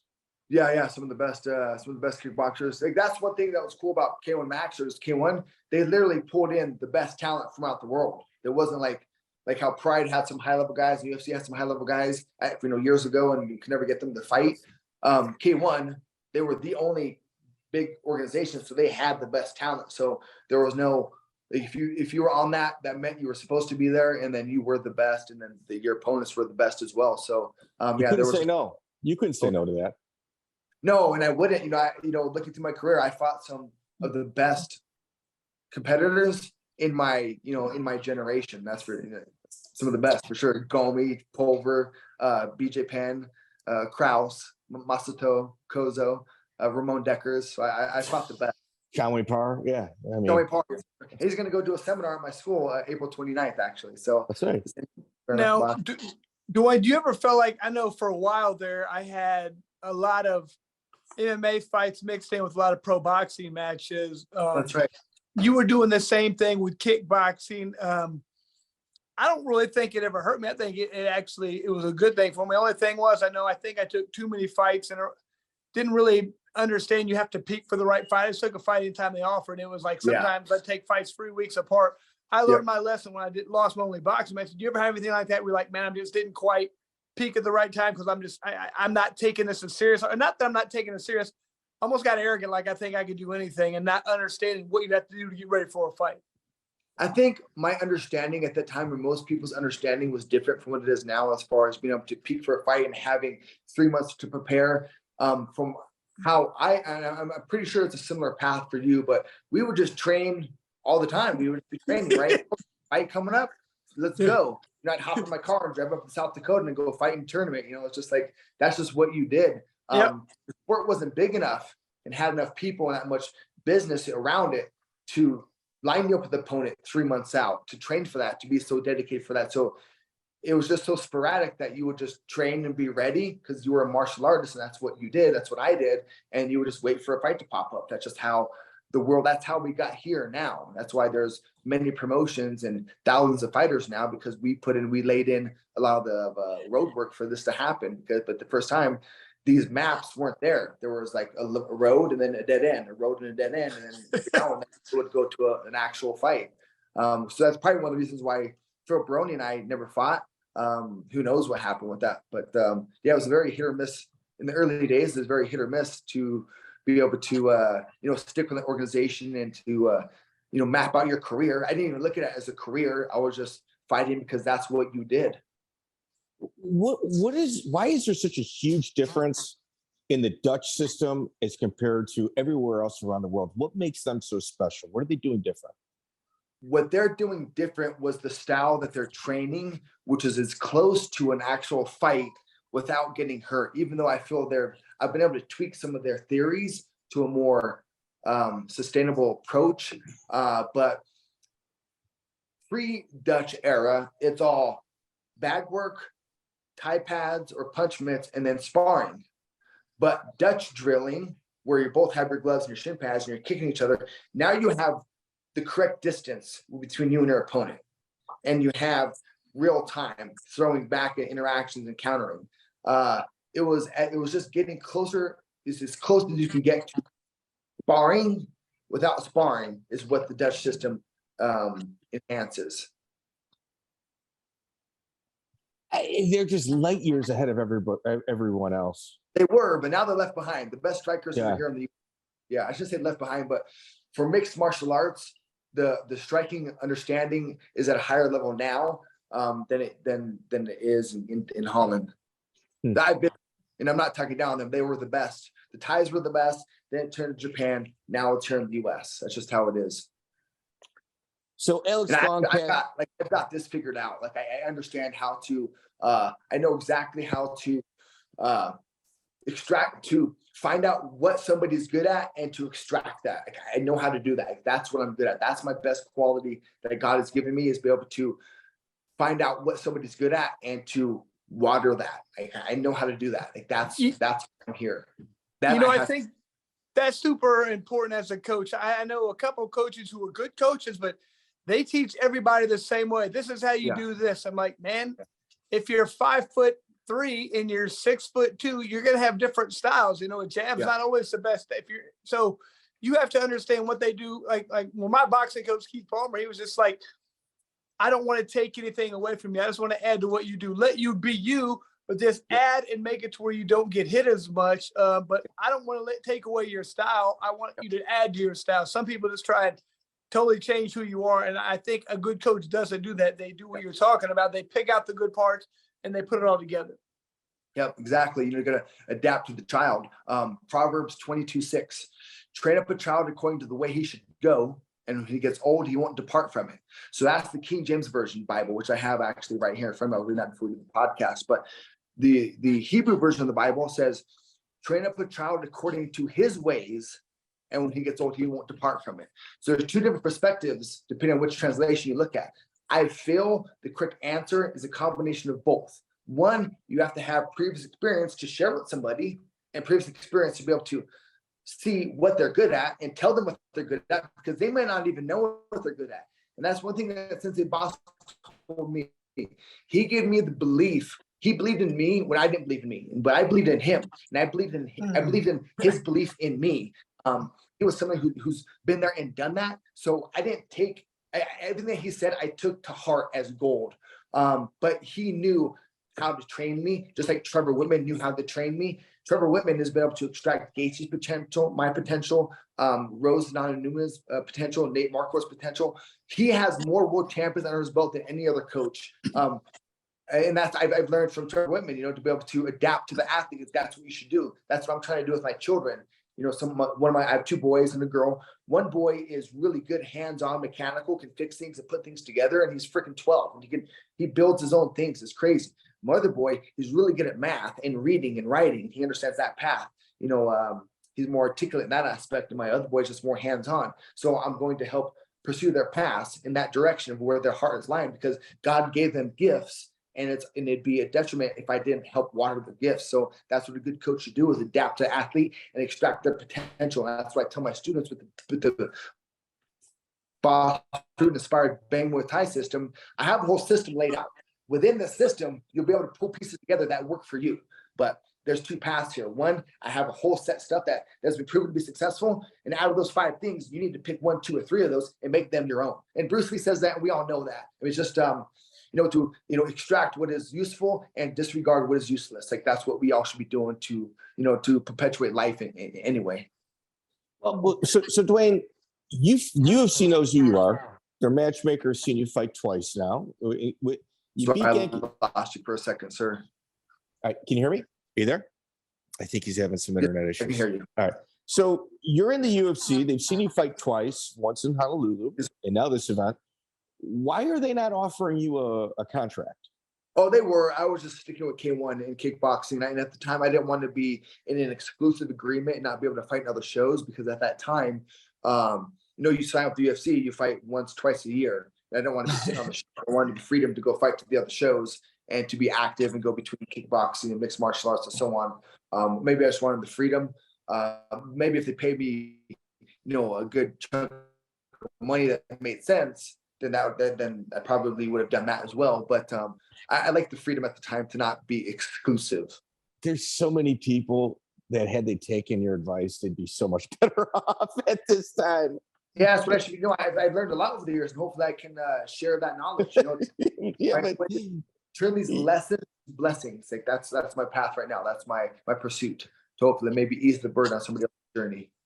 Well, Mike, I think unfortunately, like from people like Duane and well, really it all changed when BJ Penn won the title, beat Matt Hughes, and then didn't have him signed to long term. So he went and he said, "All right, I'll go to Japan and I'll fight."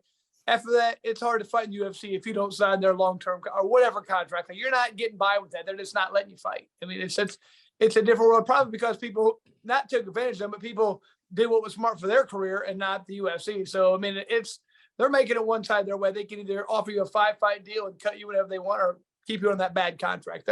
They've learned from what not to do. Yeah. And then I'm not quite sure what to say about that. They're the biggest mixed martial arts show, and they run the show. I think they might take that to their advantage sometimes, especially Joe Silva back in the day wasn't always easy, but that's just the way things were. And I think to let people know ahead of time what to expect, now that we know the guidelines more so of how the game is played, we can more hopefully navigate through it a bit more seamless. Sure. Yeah, absolutely. So you go from Japan, you want to be a world champion in K1. January 10th, 2004, Ring of Fire Sven Bean, your buddy, brings in Malpiet Sitprapon, who is Malpet Sitprapon. Yeah. ISKA world title, and you guys fight in your hometown. Do you have his record there? Is his record on there? 130 and 22. Yeah, dude. Guys have over 100 fights. That's just crazy. Yeah. That was another night. I knew I was going to beat him. Like, that was my destiny at home under Sven's show. I was winning. That's just that there was no other way that was going to happen. I'd go down, but I was winning that night for sure. Just like when I fought Jens Bovrat, I knew I was going to win that night. That was when that's what I pursued this whole time, was to be a kickboxing world champion. And my first time against Alex Gong, I failed. I failed in the first K1 Max tournament. This night I was not. This night I was winning. Like, that was just it. There was no other way. I was winning. So I beat him on decision. Come to find out, they tore the ring down. They were waking him up between rounds with smelling salts. So I was laying into him. I was trying to put him out, but I couldn't. But then again, when they took the ring down, they found smelling salt packets under his corner. Now that makes sense of why he was able to put it up fresh between the rounds. I was like, man, this guy's got cardio. We're in Colorado. I thought he'd be tired by now, but he wasn't. He was ready to go. But that was a good test for me, and I was privileged to be in the position to be able to capture that opportunity and still have that title right now in my dojo. Well, you fulfilled your promise to your mother, who had deceased, about becoming a world champion. Very emotional. Yeah, that was a strong one. Yeah, for sure. But it was like, I didn't bring it up. That's interesting that you found that. But that was one of my paths as a child, was to be a world champion. One of the pursuit was to make my mother proud. So that was a good night. That was a good night for sure. But that's when, like, after that fight, I didn't really have, I guess, pressure, weight, pursuit, would you say dedication. That all fell away. Like, I was done. I wanted to step away from fighting after that fight. I wanted to take a break and just be an electrician and work a regular life for a while, and like just take a break from fighting. And then that's when K1 contacted me and said, "We want you to fight in the tournament, in the pre-qualifying tournament, whatever date it was." And I told them no. This is one of the times I was like, I don't want to fight for K1 now. I just want to take a break, this year and step back from the fighting world. And they told me if I did that, then they would cancel my K1 contract. So, like, oh shit! So I don't want that to happen. So fight, and but I can't make excuses. But in reality, when you pursue for 10 years, you put everything into one goal for 10 years, and then you obtain it. There's some relief. You're relaxed. Like, downside. I didn't anything, but my motivation significantly dropped, and my heart was not in it as it used to be. And then come and fight for K1 against John Parr. I just wasn't the same person that I was, a couple months prior. It's just how that was. So I learned a lot about motivation that year. Well, here, one of the surprising things that I took from your fight, your ISK world title fight, is that you left Colorado to go train with Mike Winklejohn over at AKKA Kickboxing. So this is pre-Jackson Wink. Mm-hmm. Yes, sir. Yep. What made you leave Colorado to do that? It's good. A prophet has no honor in his own country. It was too easy for me to be in Colorado. And there wasn't as much training partners here at the time either. Even though Trevor Wittman was here, there wasn't many people to spar with and to compete with to get ready for that. So, and then that was an 8-hour drive. It's the next state over, so I could drive down there, train for a couple of days, come back and hang out with the family. And so it was easy for me to go back and forth at the time. And Winkeljohn was someone who has been there and done that in the kickboxing world. And, they had a whole team of guys to spar with, and I could go there, and not that I was beating everybody up, but I could go there and not feel bad to beat on somebody. And then I just felt like I was out of my comfort zone. Harder sparring. Yeah. Tested. Yeah, that's good. That's good. Well, there's another name. You grabbed him before really anybody in the mixed martial arts world did. That was because from Sven Bean. Sven Bean told me about him. And actually, I fought one of his guys, the same guy. I fought him twice, Terrence James, and he was one of my toughest opponents. And come to find out, do you know about Bill Packer? Do you know the name Bill Packer? I don't know the name.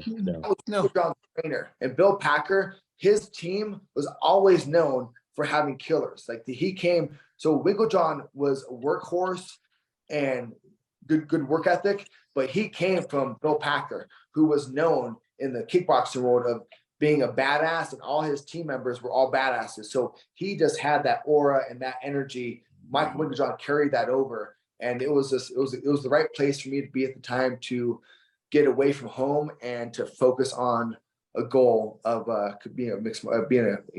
following my path as a martial artist. So you're known as a master strategist, and one of, I believe, your coming out party was Tyler Toner versus Kenichi Ogata. Yeah. So you convinced Tyler Toner, a sparring partner, to pretty much take a last-minute fight against a world champion in Kenichi Ogata. So, let's do this. I didn't necessarily convince him to take a fight as much as the Japanese wanted to order a fish for their opponent, is what they were trying to do. And we weren't having, there was no more of that. Like that shit wasn't happening. So we told Shoot Boxing that Tyler was a kickboxing champion in America. I let him borrow a couple of my belts to make photos so we could send there. This is his first kickboxing fight. And he knocks out Ogata. Ogata was legitimate. I don't know. He had over 100 fights. He beat Andy Sauer before. Like this guy was a legitimate kickboxing world champion. And they were trying to order a fish for their guy so he could look good, but we weren't having that. But on the flip side of this, Ogata did not take us serious. So one, Tyler, this was the fight of his life. And Ogata, this was like, who am I fighting? So the motivation aspects were way different. And I think that played a role as well with Jens Pulver when he fought myself, because I was fighting the lightweight world champion, who was also the number 1 pound for pound fighter of the world at the time as well. And he was fighting some okay striker. So for sure he wasn't as up for the fight as I was. So I got to give him that credit, right? But that same thing I think happened with Tyler Toner and Ogata. Ogata didn't take Tyler serious, even though he dropped. He dropped Tyler, and then Tyler dropped him, and then finished him with the head kick. And he finished him with the head kick on the buzzer of the first round. Like that was my funnest Japan trip in the world for sure. Was Tyler's win over Ogata. So I read some of the articles on it, and there was people weeping in the audience. Yeah. What the article said. I threw it through Google Translate. Yeah. Oh yeah. They loved Ogata there. He was a fan favorite, as you would say, and he definitely was supposed to win, but we didn't get that memo. Man, Duane, how many times have you seen that, and you probably went through it as a fighter? The ones sometimes, it's all about motivation. If you're not taking the fight serious, if you don't think somebody's going to sneak up on you, and you see it all the time, and it's amazing the human mindset, how you cannot understand this. You understand it, but you don't always apply it, and I've seen it, and you're going to see it next week. You're going to see it the week. You're always going to see this. This is a common theme, but it sounds stupid until it happens to you. And it happened to me multiple times. I was like, how did I do this again? It's crazy, but it's just a reality that I don't think people can understand, because you always have to have this perception, I'm better than this guy, and this guy's not on my level. And sometimes you're right. And sometimes when that, like Mike Tyson, when he got beat by Buster Douglas, it's just everything, the stars lined up and everything's hitting that night. it's just amazing. I still see it happening all the time. You think it wouldn't happen, but it happens all the time. Yeah, everyone's got a different path and different things that are going on and different perceptions of what's going on as well. There's the child who has the alcoholic father and he becomes alcoholic, and then there's the other one who doesn't touch alcohol at all, right? So it just depends on the perspective of things. And that night we chose to have the fight of our life on our hands, while the other opponent chose to have an easy night, and that just wasn't the right perspective when the bell rung. So yeah, I try to take those lessons into my dojo and on the mat and in the cage or the ring, whatever fighters I have under my guidance. I try to share those lessons with them and make sure that they're in the right mindset to compete at their full potential. And it just takes, and you got to know your fighter, because some people are motivated negatively or positively depending on what it is. Can you still see me? I'm getting a call. Yeah, we're good. We're good. Yeah, just different ways to connect with people, right? Duane, do you find it hard? Like sometimes, to me, coaching aspect, sometimes you can tell everybody the best thing in the world, but to make them listen, sometimes it's very frustrating as a coach. I've felt like I don't have as much control as I think. You think you can tell them the right thing, but I've always felt like it's hard to motivate people. I can give you a great speech, but that internally you have to want it. So I found it hard sometimes to try and get people to listen, or not necessarily to listen, but to react to what you're saying. I mean, have you ever had that, or do you feel like? For sure. Like when I was training the guys in Alpha Male in Sacramento years ago, when we were working together, we had great results. A wrestler under my guidance becomes a better wrestler. A jiu-jitsu guy under my guidance becomes a better jiu-jitsu practitioner. Because the gifts God's given me to be able to connect with people and see what they're good at and tell them what they're good at and bring it to their light, because sometimes they don't know. And that goes back to the fact of like two people, for instance, TJ Dillashaw performs better if I tell him positively what he needs to do. Another fighter, Danny Castillo, he performs better if I would talk shit to him. But say, so you have to again adapt to the athlete to extract the potential. But for sure, it's not like I'm telling him this and then he goes, and telling him this and he goes. There were a lot of things leading up to that year and a half of us working together to have them believe in themselves. It was me being there before every class and staying until after the class was done with a game plan for them. I took their career as serious as I took my own career, like legitimately. They put their livelihoods in my hands, and I took that very serious.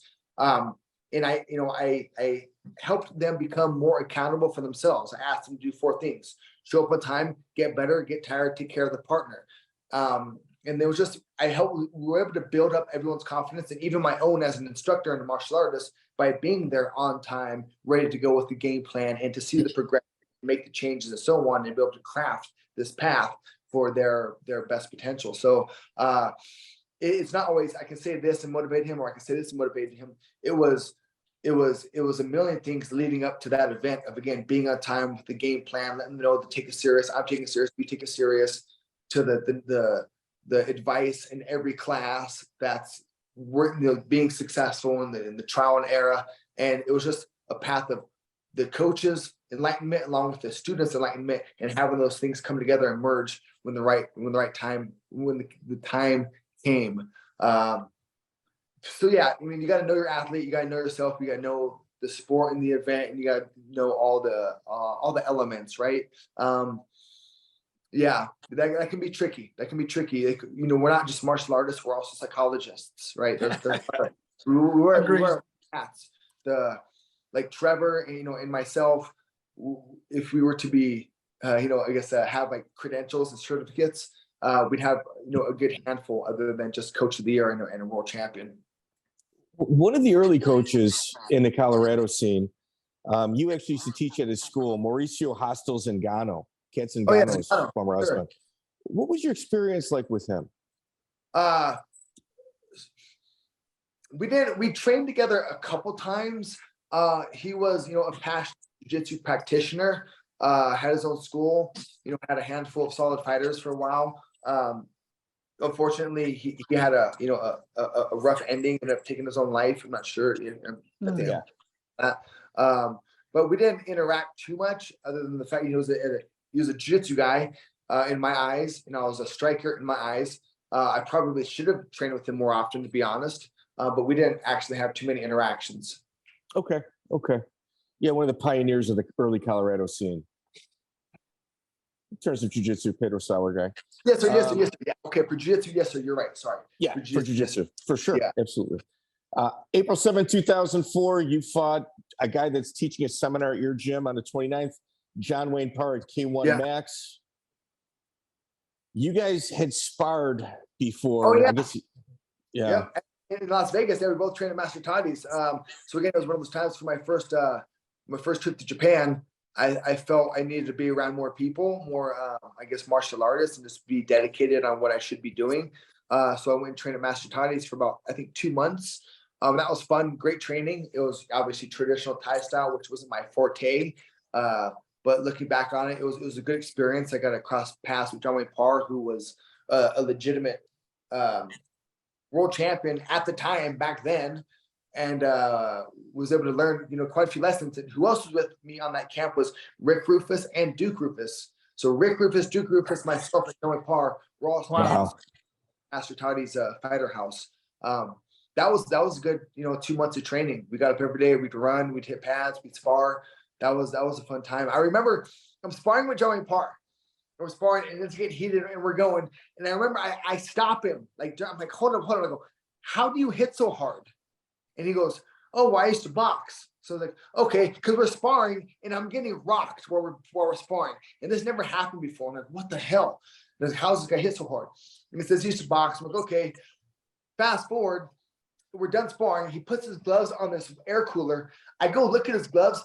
He's wearing 10-ounce Cosby gloves. And I'm like, well, maybe that played a little role while he was getting but yeah, wow. I remember. So now, like, I always have that in my mind that when people train now, like my fighters, I ask for them to have two pairs of gloves, one for training and one for sparring. For training, I still like for them to wear 16-ounce gloves for our Dutch drills. For sparring, 16-ounce gloves, but those are only for sparring because you can't come in with beat up gloves and then spar with those. Like that's not right. That's not fair. You don't want to cause damage on your partner. So I tell my guys, if you're no one's getting paid to be here. So let's use this time to learn and grow. Like what Henry Gracie says, we're here to get better, not to be better. Keep it playful. Right. So with John Wayne Parr, I will say I watched that fight. You consistently connected very hard.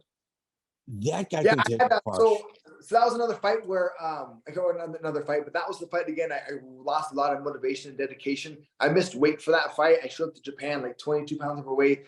I missed weight. I just was in my right mind. I didn't take my job serious that night, that whole training camp. My heart wasn't into it and so on. Not to make excuses, but I didn't give it the same preparation that I should have, especially fighting John Wayne Parr. So I missed weight. So K1's punishment was I wear bigger gloves and John Wayne Parr wears the regular 10-ounce gloves. So we had different size gloves. I don't know what ounce my gloves were, but they were pretty big. Not that he would have been able to take my punches with a smaller glove, but he was able to take my punches pretty solidly. And with the way I cut weight, like I just depleted myself. So when I fought John Wayne Parr, I think he knocked me down 4 times in 3 rounds. Couldn't take a punch. I just couldn't take a punch from the weight cut, just not being into it as much as I could have. Without the knockdowns, technically, I feel I was more of a technical fighter. But again, if he's knocking you down, he's gonna win the fight. But we're training partners, opponents, but we're lifelong martial art brothers. So I'm definitely pleased to have him at my school at the Share Martial Arts Seminar because he's a legit champion and he deserves the right to share his skill set with any and everybody who is willing to listen. How much did you miss by? I think I missed by 4 pounds. That's not that bad considering what you came in there with. Yeah. Duane, how much would you normally walk around at? Weight cutting has always been too much for me. I'm 185 now, and I've been this weight class for a long time. Since early 2000s. So looking back on it, I probably should have moved up to 170 way earlier than making these drastic weight cuts. Because that was one of the things that took the passion out for me was the dieting and the weight cutting, trying to make 55. Well, actually in Japan, it's 154, 70 kilos. And that extra pound makes a difference for sure. It does. Yeah, that was just my own lack of discipline. But again, I didn't even I wanted to take a break. I didn't even want to do the fight. They kind of forced my hand to do the fight. My heart wasn't into it. That fight bugs me, but I understand why I had a poor performance. That was all on me, so I have to accept that responsibility. But I don't want to take anything away from Joey Parr. Now, how long? I mean, okay, now then, how long? When? But more importantly, how do you feel like you got that motivation back? Because that's tough. I mean, most people I see, like you can tell when they're done with their career, mentally they check out. They still fight, but they don't really get it back. How did you get that back and win? And can you tell me what happened? I had, if you look at my record, I have like pretty good win streak, loss, pretty good win streak, loss, win streak, loss. It was pretty solid up to my world title, my second world title fight. After that, my career is like up, down, up, down, up, down. So I was very hit or miss, hot or cold, and I wasn't as motivated as I wish I would have been. So even after that point, some fights I'd be motivated for, some fights I wouldn't be motivated for. So it was just hit or miss. Once I got older and had, a mortgage, and a wife and a family, things changed. I had more things I felt on me. I was just maturing, and figuring out life. And maybe I put too much pressure on myself to win the fight, and I started fighting for money rather than the passion. Like, oh, how much are they paying me for again? 15 and 15. Good. So things just change, as you have more responsibilities and car payments and so on. Life just changes. So that's another reason why I feel I was able to be a good coach, because I've had all that experience, and it wasn't just a smooth path of cherry-picked opponents and everything was, wins and victories. I've had a really good, journeyman career of ups and downs, and learned a lot of lessons. And now I can use those to help keep people on the right path to have them perform at their full potential. That's my goal now. But then to answer your question, it was still hit or miss, depending on who the money and so on. Certain people, like when I fought Amir Sadallah, that was a real motivating fight for me. I liked that fight a lot. But then some of the fights were just like when I fought Chain Mills. Chain Mills was my last fight, last opponent. I was like, who's this guy? I wanted people who had like worth and status in the martial art industry, felt more worthy to be across the cage from than someone I've never heard of. So, I just think that was a tricky. My last couple of years of fighting were a struggle for sure. Well, I mean, Duane, I can't even imagine. Like, maybe I just said, I don't know. I never was able to. I was always going for UFC title. Never happened. That happened. I can't imagine if I did, if I'd be like, well, now what? So, it just seems like you would lose. If you've been trying to do something for 10 years and you accomplish it, it's like, you can't just say, well, now I want this goal. That's just it, So I can understand what's your motivation after you accomplish your goal. That's kind of what you've been working on. You did it. What else is there? It'd be tough. Yeah, that's right. When I was training TJ and like the Alpha Male guys, specifically TJ Dillashaw, I always told him, our goal isn't this world title. Our goal is to do this world title 10 times and then to do super fights. Because once we win that world title, I didn't want his motivation to drop like mine did. So I hired to have in my mind to tell him where I feel his heart should be. And he was with me on that. He was able to listen, as a lot of my athletes were able to listen. The way I carry myself and do things, we grow a strong bond. Like if you're under my guidance, you will feel that. Like you will know that. You will know that I'm in for you as much as you are. So when I give them advice, they take that to heart. And that's one of the key successes for TJ is when he won the world title, he was still on fire. He never had any disappointing performances because he was always ready. And I can't take credit for that because he's just a very rare human being in general. But some of the pieces I feel I helped keep him in line for him. I have to take some credit. I'll take 2% credit. You kept them honest. Yeah, you kept them honest. Yeah, honest. And that's what we should be doing as leaders and martial artists and fathers and so on, is to help keep people in the guideline to become their best version. Well, no, that's just like, you and I, all these older school people, we went to the school of hard knocks and learned on our own. What good are these lessons if we don't tell them to people, and that was beautiful. No, your goal isn't to be a champ. Your goal is to be the best champ ever, or whatever you told them. This is not the end. This is one step. You got about 10 more to go. So you keep them motivated before they even make it. It's beautiful, man. It's hard for people to fathom, but the world title's not the goal. And that's why I tell people, like, when it comes fight night though, or like training camp, whatever, like, we're not going for the world title. All I'm trying to do is have them perform at their full potential. And I tell them, look, if he was in the gym with us right now sparring, would you whip his ass? And they're like, yeah. And I go, I know you would too. How would you do that? And then they start laying it out for me. Like, okay, I like that. Let's figure this out, go back and forth, and just start narrowing it in. So it was never for the sponsors or for the money or for the titles, just to perform at our full potential. And then again, once you do that, the blessings come later. That's why it says in the Bible to first seek the kingdom of God, and then all these things will fall into place for you, because you got to set a high goal and then allow the smaller things to fall into place. I've learned a lot over the years, and it's been good to share it. It's been good to be able to be blessed with people who can pull it off and be committed as well, though. Well, you said set high goals. You fight BJ Penn up a weight class May 22nd, 2004 in Japan on 2 weeks' notice. Yeah, I wasn't even doing jiu-jitsu at the time. That was one of the fights. I was like, how much are they paying me again? Sure, why not? Like, that was like, I was like, like, let's go. Like, I wasn't rolling at all. Like, I was like, that was another time I just, I wasn't always training. Like, those later years, or like around that time, like in 2004, 2005, I was just really, hit or miss and up and down. But my bills were still high. My bills were high, but my motivation around, so I was like, shit. So I had to try to time that at the right time. And sometimes it worked out, sometimes it didn't. But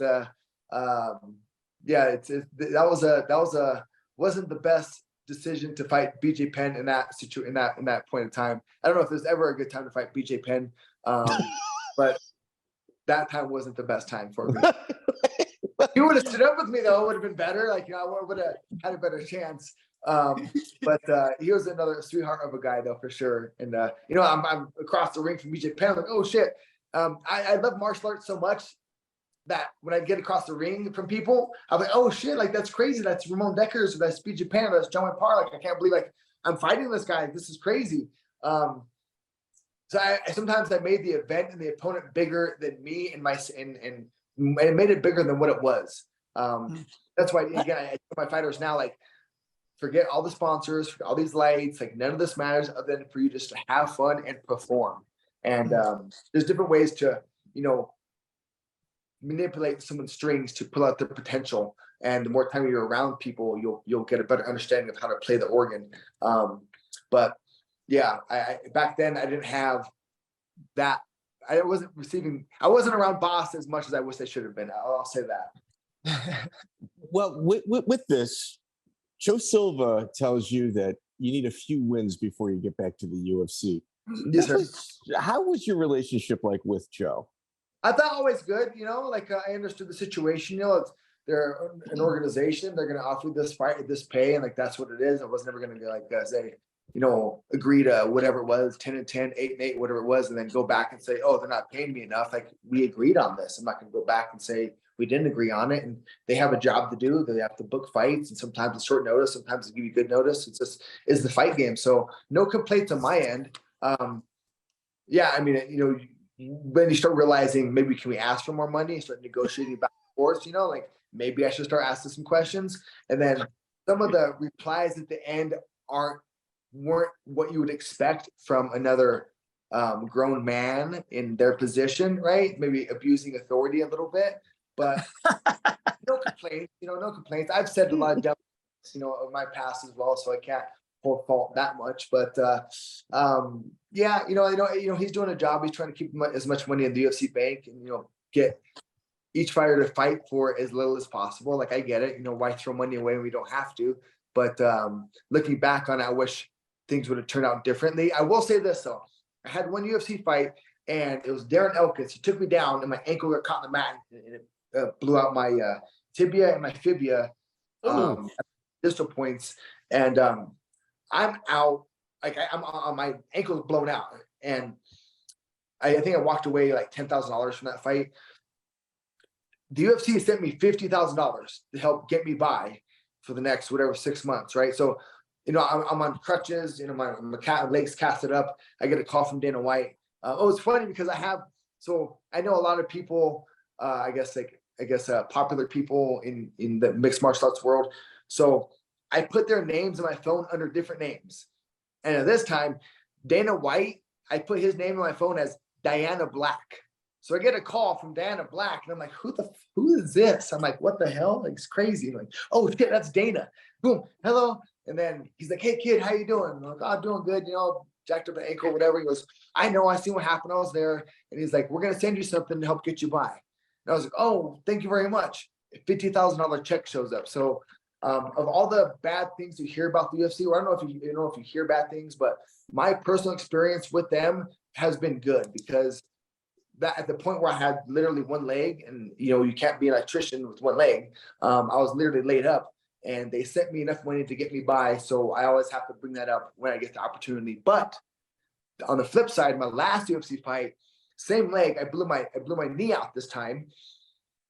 I got no bonus, So at that point, I had 2 months worth of pay and a 6-month injury, and I get a call from Dana telling me I should retire rather than I'm sending you 50 grand. So, at one point they hooked me up. At another point, I felt really, really betrayed. I wouldn't have done that to somebody, if I had millions and billions of dollars and somebody on my staff got hurt and they were out, I would have gave them something, that's for sure. Just like when the whole COVID bullshit happened, my employees, I still paid them, wow. Even though it hurt me, like my students, most of my students weren't paying me, but I was still paying my staff. So, because the UFC, we're subcontracted employees. So like they did what they did their part, but they also could have done a little bit more. Again, if someone on my staff would have got hurt and been out for 6 months, I would have taken care of them just like I did during COVID. But so even though they helped me one time, another time they just kicked me to the curb. What year was your last one, the one that you got hurt? I think 2012 was my last fight. You see, and that's what I'm trying to figure out, because early, the one when they gave you the good money, they weren't making a lot of money. At this point, they're making a lot of money. 2012, they were balling. So it's weird, Yeah, and I understand business a little bit. If they would have gave me 50 grand, 100 grand, it's a write-off for them. Like, hook a ninja up, right? Like, I got a broken leg for 6 months working for you in a freak accident. Help me out here a little bit. Well, here, let's quantify this. It's a freak accident that you're about to get 1 billion views on. It's about to go viral, and it's promoting your product. You just gave them a highlight reel. Really. Yeah. You hate to say it like that, but it's true. Yeah, no, I agree. I really wish they would have handled that better. And maybe if Dana and I were to sit down and talk, maybe he would have understood that. But this time it just didn't happen. But whatever. I did expect some help, and it did not come. But when I did get the opportunity to train the alpha male guys, the UFC gave me a lot of press for that. So it was able to, but it was all worthy. I'll say that, because this is what I do. I've dedicated my life to understanding martial arts, to discover, develop, and then master. Even though nothing's ever mastered, if there was a master, like I'm not saying I'm a master, but I understand martial arts pretty thoroughly. And that was highlighted by the UFC. So they gave me a lot of free publicity that you can't buy. So I am famous as a martial art instructor, partly because of them as well. So I will give them that credit. 100%. Let's close with in March of 2005, Randy Couture brings in Bas Rutten to go and train over there for his title fight.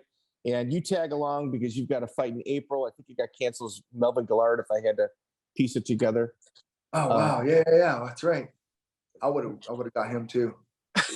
It was fantastic. What was your experience like up there with the Team Quest? You're gonna do better believing that you can than believing that you can't. So yeah.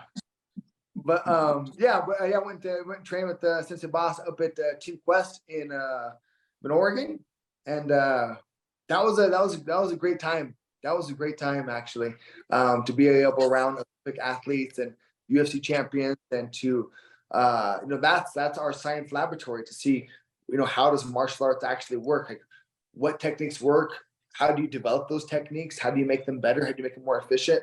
Like I've always been on the path to try to understand martial arts and integration with the human and be able to pull it off successfully. And that was just another great opportunity to be able to study martial arts. Who do you get along with most up there? Go ahead. Yeah, who'd you get along with most up there with the Team Quest? Mike Dolce. Mike Dolce. That's your I love dietitian. I wish I would have crossed paths with him earlier in my career and fought at 170 earlier. That's one guy who has helped me out a lot for sure. Is Mike Dolce. He is a blessing of a human being. He's a good guy. He's a great guy. I love that man. He's helped me a lot. Now, Duane, one thing you keep doing, and I love it, it's every time we bring somebody up you were supposed to fight, you're like, dude, that guy was in trouble. I love it. You know, I love it. But I mean, to me, like I've told this to Mike many times, I'm like, to be, if you think you're like world champ level, a high level fighter, I think you have to be delusional in many ways. Like no matter what, you can get knocked out one fight and be like, okay, I'm going to beat anybody in the world. Like no matter what, you cannot think that you're, I don't know how you can go out there if you don't think you can beat everybody. If you have, I've never went out there and thought I'm not going to win this fight. I mean, if you don't think that, I don't know how you get out there. Do you agree you have to have a level of delusionalness to be like, I can beat anybody in the world anytime, even if you just lost, it can't matter. Yeah, you got to be able to shut the door on like, you know, of the past and bad things and focus on the future. That's one thing that fighting has taught me. You know, and I got this from Shane Carwin. I mentioned it earlier. You're going to do better bleeding that you can than you will bleeding that you can't. So you might as well go for it as if you can achieve it, because you're going to have a better outcome in that presence. I mean, that should be common sense, but sometimes the doubting negative side, the fucking devil that whispers in your ear that you're not good enough, you're not fast enough, you don't deserve this, you can't do this. You know, you got to be able to shut that off and listen to the Lord and the Holy Spirit and listen to the belief aspect. I mean, who's going to believe, you know, some, you know, you got to believe in yourself when no one else does. And you have to be delusional. I'll talk about Mr. Scott Coker of Bellator years ago. And he said, nothing. I love Scott Coker, but he told me something that was interesting. He says, fighters are liars. And I said, you're right. We are, because we have to lie to ourselves each and every day for every second that we are better than we are, so that we can pursue that potential. I mean, why not? You know? So, yeah, we all have doubt. But you got to shut that doubt up and pursue it. And that's the courage, right? To be able to face fear, but to still step up to the face of that fear and give it the best you can. I mean, that's what we need to be doing. We're all fighters and soldiers. We're all fighting something. Some people have to fight up to not shoot themselves sometimes. Fight to get out of bed, to not eat something or to eat something, you know? Everyone's fighting something. And I learned a lot of that from competing in the martial art world. That has molded me into the man I am today. Yeah, you have to be delusional. You have to, okay, Duane, you're going to fight, you know, this athletically gifted, totally committed, world-class athlete in a cage in front of thousands of people. What do you think about that? Oh, I don't know if I can do that. I'm like, yes, I can do that. And I'm going to show you and the world and myself that I can do that. Sign that paper, ring that bell. Let's go. All right. You'd mentioned Amir Sadalaya earlier, one of your phenomenal UFC fights. Justin Gaethje was in your corner. No, I don't think he was in my corner. Did he walk you out? Maybe. Okay, he's on your walkout. And I'm going to tell you something. He not only walked you out, it's 1 week prior to him making his his MMA debut. So you're taking a guy that you're getting good wrestling goes at, and you're allowing him to have a mindset. Sean Tompkins used to do that as well with his students.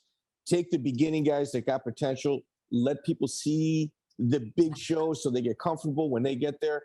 It's incredibly impressive what you've done in your journey.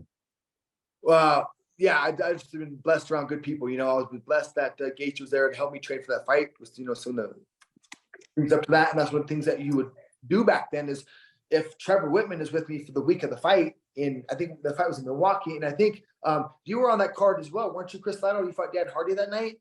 Yes. Yeah. My last fight. That was your last fight? My retirement fight, yeah. Oh, wow, dang. You know, man, that was been a while. But what I was going to say is, you know, Gaethje has his trainer gone for a week and has one of his training partners gone for a week. So what do? You follow him, you go with him, you go train in the hotel room for that week, you train with the trainer. So that's just what people do. Is they continue to train, so they go with them at the fight camp, the fight week, and they continue to train. And then if they can make the walkout, they make the walkout to experience what it's about, because sometimes the walkout is daunting to people. I had one for sure. I mentioned Elliot Marshall earlier. great martial artist and martial art businessman. And I was walking him out to a fight, and he deals with some high levels of anxiety, and he'll tell you this. But I told him just before he was going to the cage, I go, listen, you better go out there and perform. You don't have to win or lose, but you have to perform. If you don't perform in there, I'm going to be fighting your ass after the fight. So you can either have one fight right now, or you can have 2 fights. Guys, or you can have 2 fights. You can have 1 fight tonight or 2 fights. That's up to you. And he always brings that up. And that's another way to adapt to your athlete and extract the potential. I had to scare him into performing. Chris Lytle. Hey, Duane, I've loved everything I've been hearing. I like your philosophy on things, life in general, but I mean, especially fighting. You're a deep thinker. You understand all aspects of this game. I absolutely love it. Thank you for what you've done. Thank you for what you're continuing to do and what you will do in the future. I love the fact that you're not even giving back to whatever, but you're guiding these people. It's so funny. Back then, there wasn't even much guidance because there was just the sport wasn't what it is now. It's here because of people like yourself. I thank you for that, and just keep doing what you're doing. And I can't wait to see you in a couple of weeks, man. I appreciate that, sir. Thank you very much. I'm looking forward to having you share some of your gifts at the dojo fight day. So that's gonna be fun. I appreciate that. The students are looking forward to it. I'm looking forward to it, and it's gonna be a blessing and an honor to have you in the dojo, sir. I appreciate it. Thank you. Take care, brother. Take care. Sure. Have a good day, gentlemen. Check out the full interview on iTunes, Spotify, and all major podcast platforms.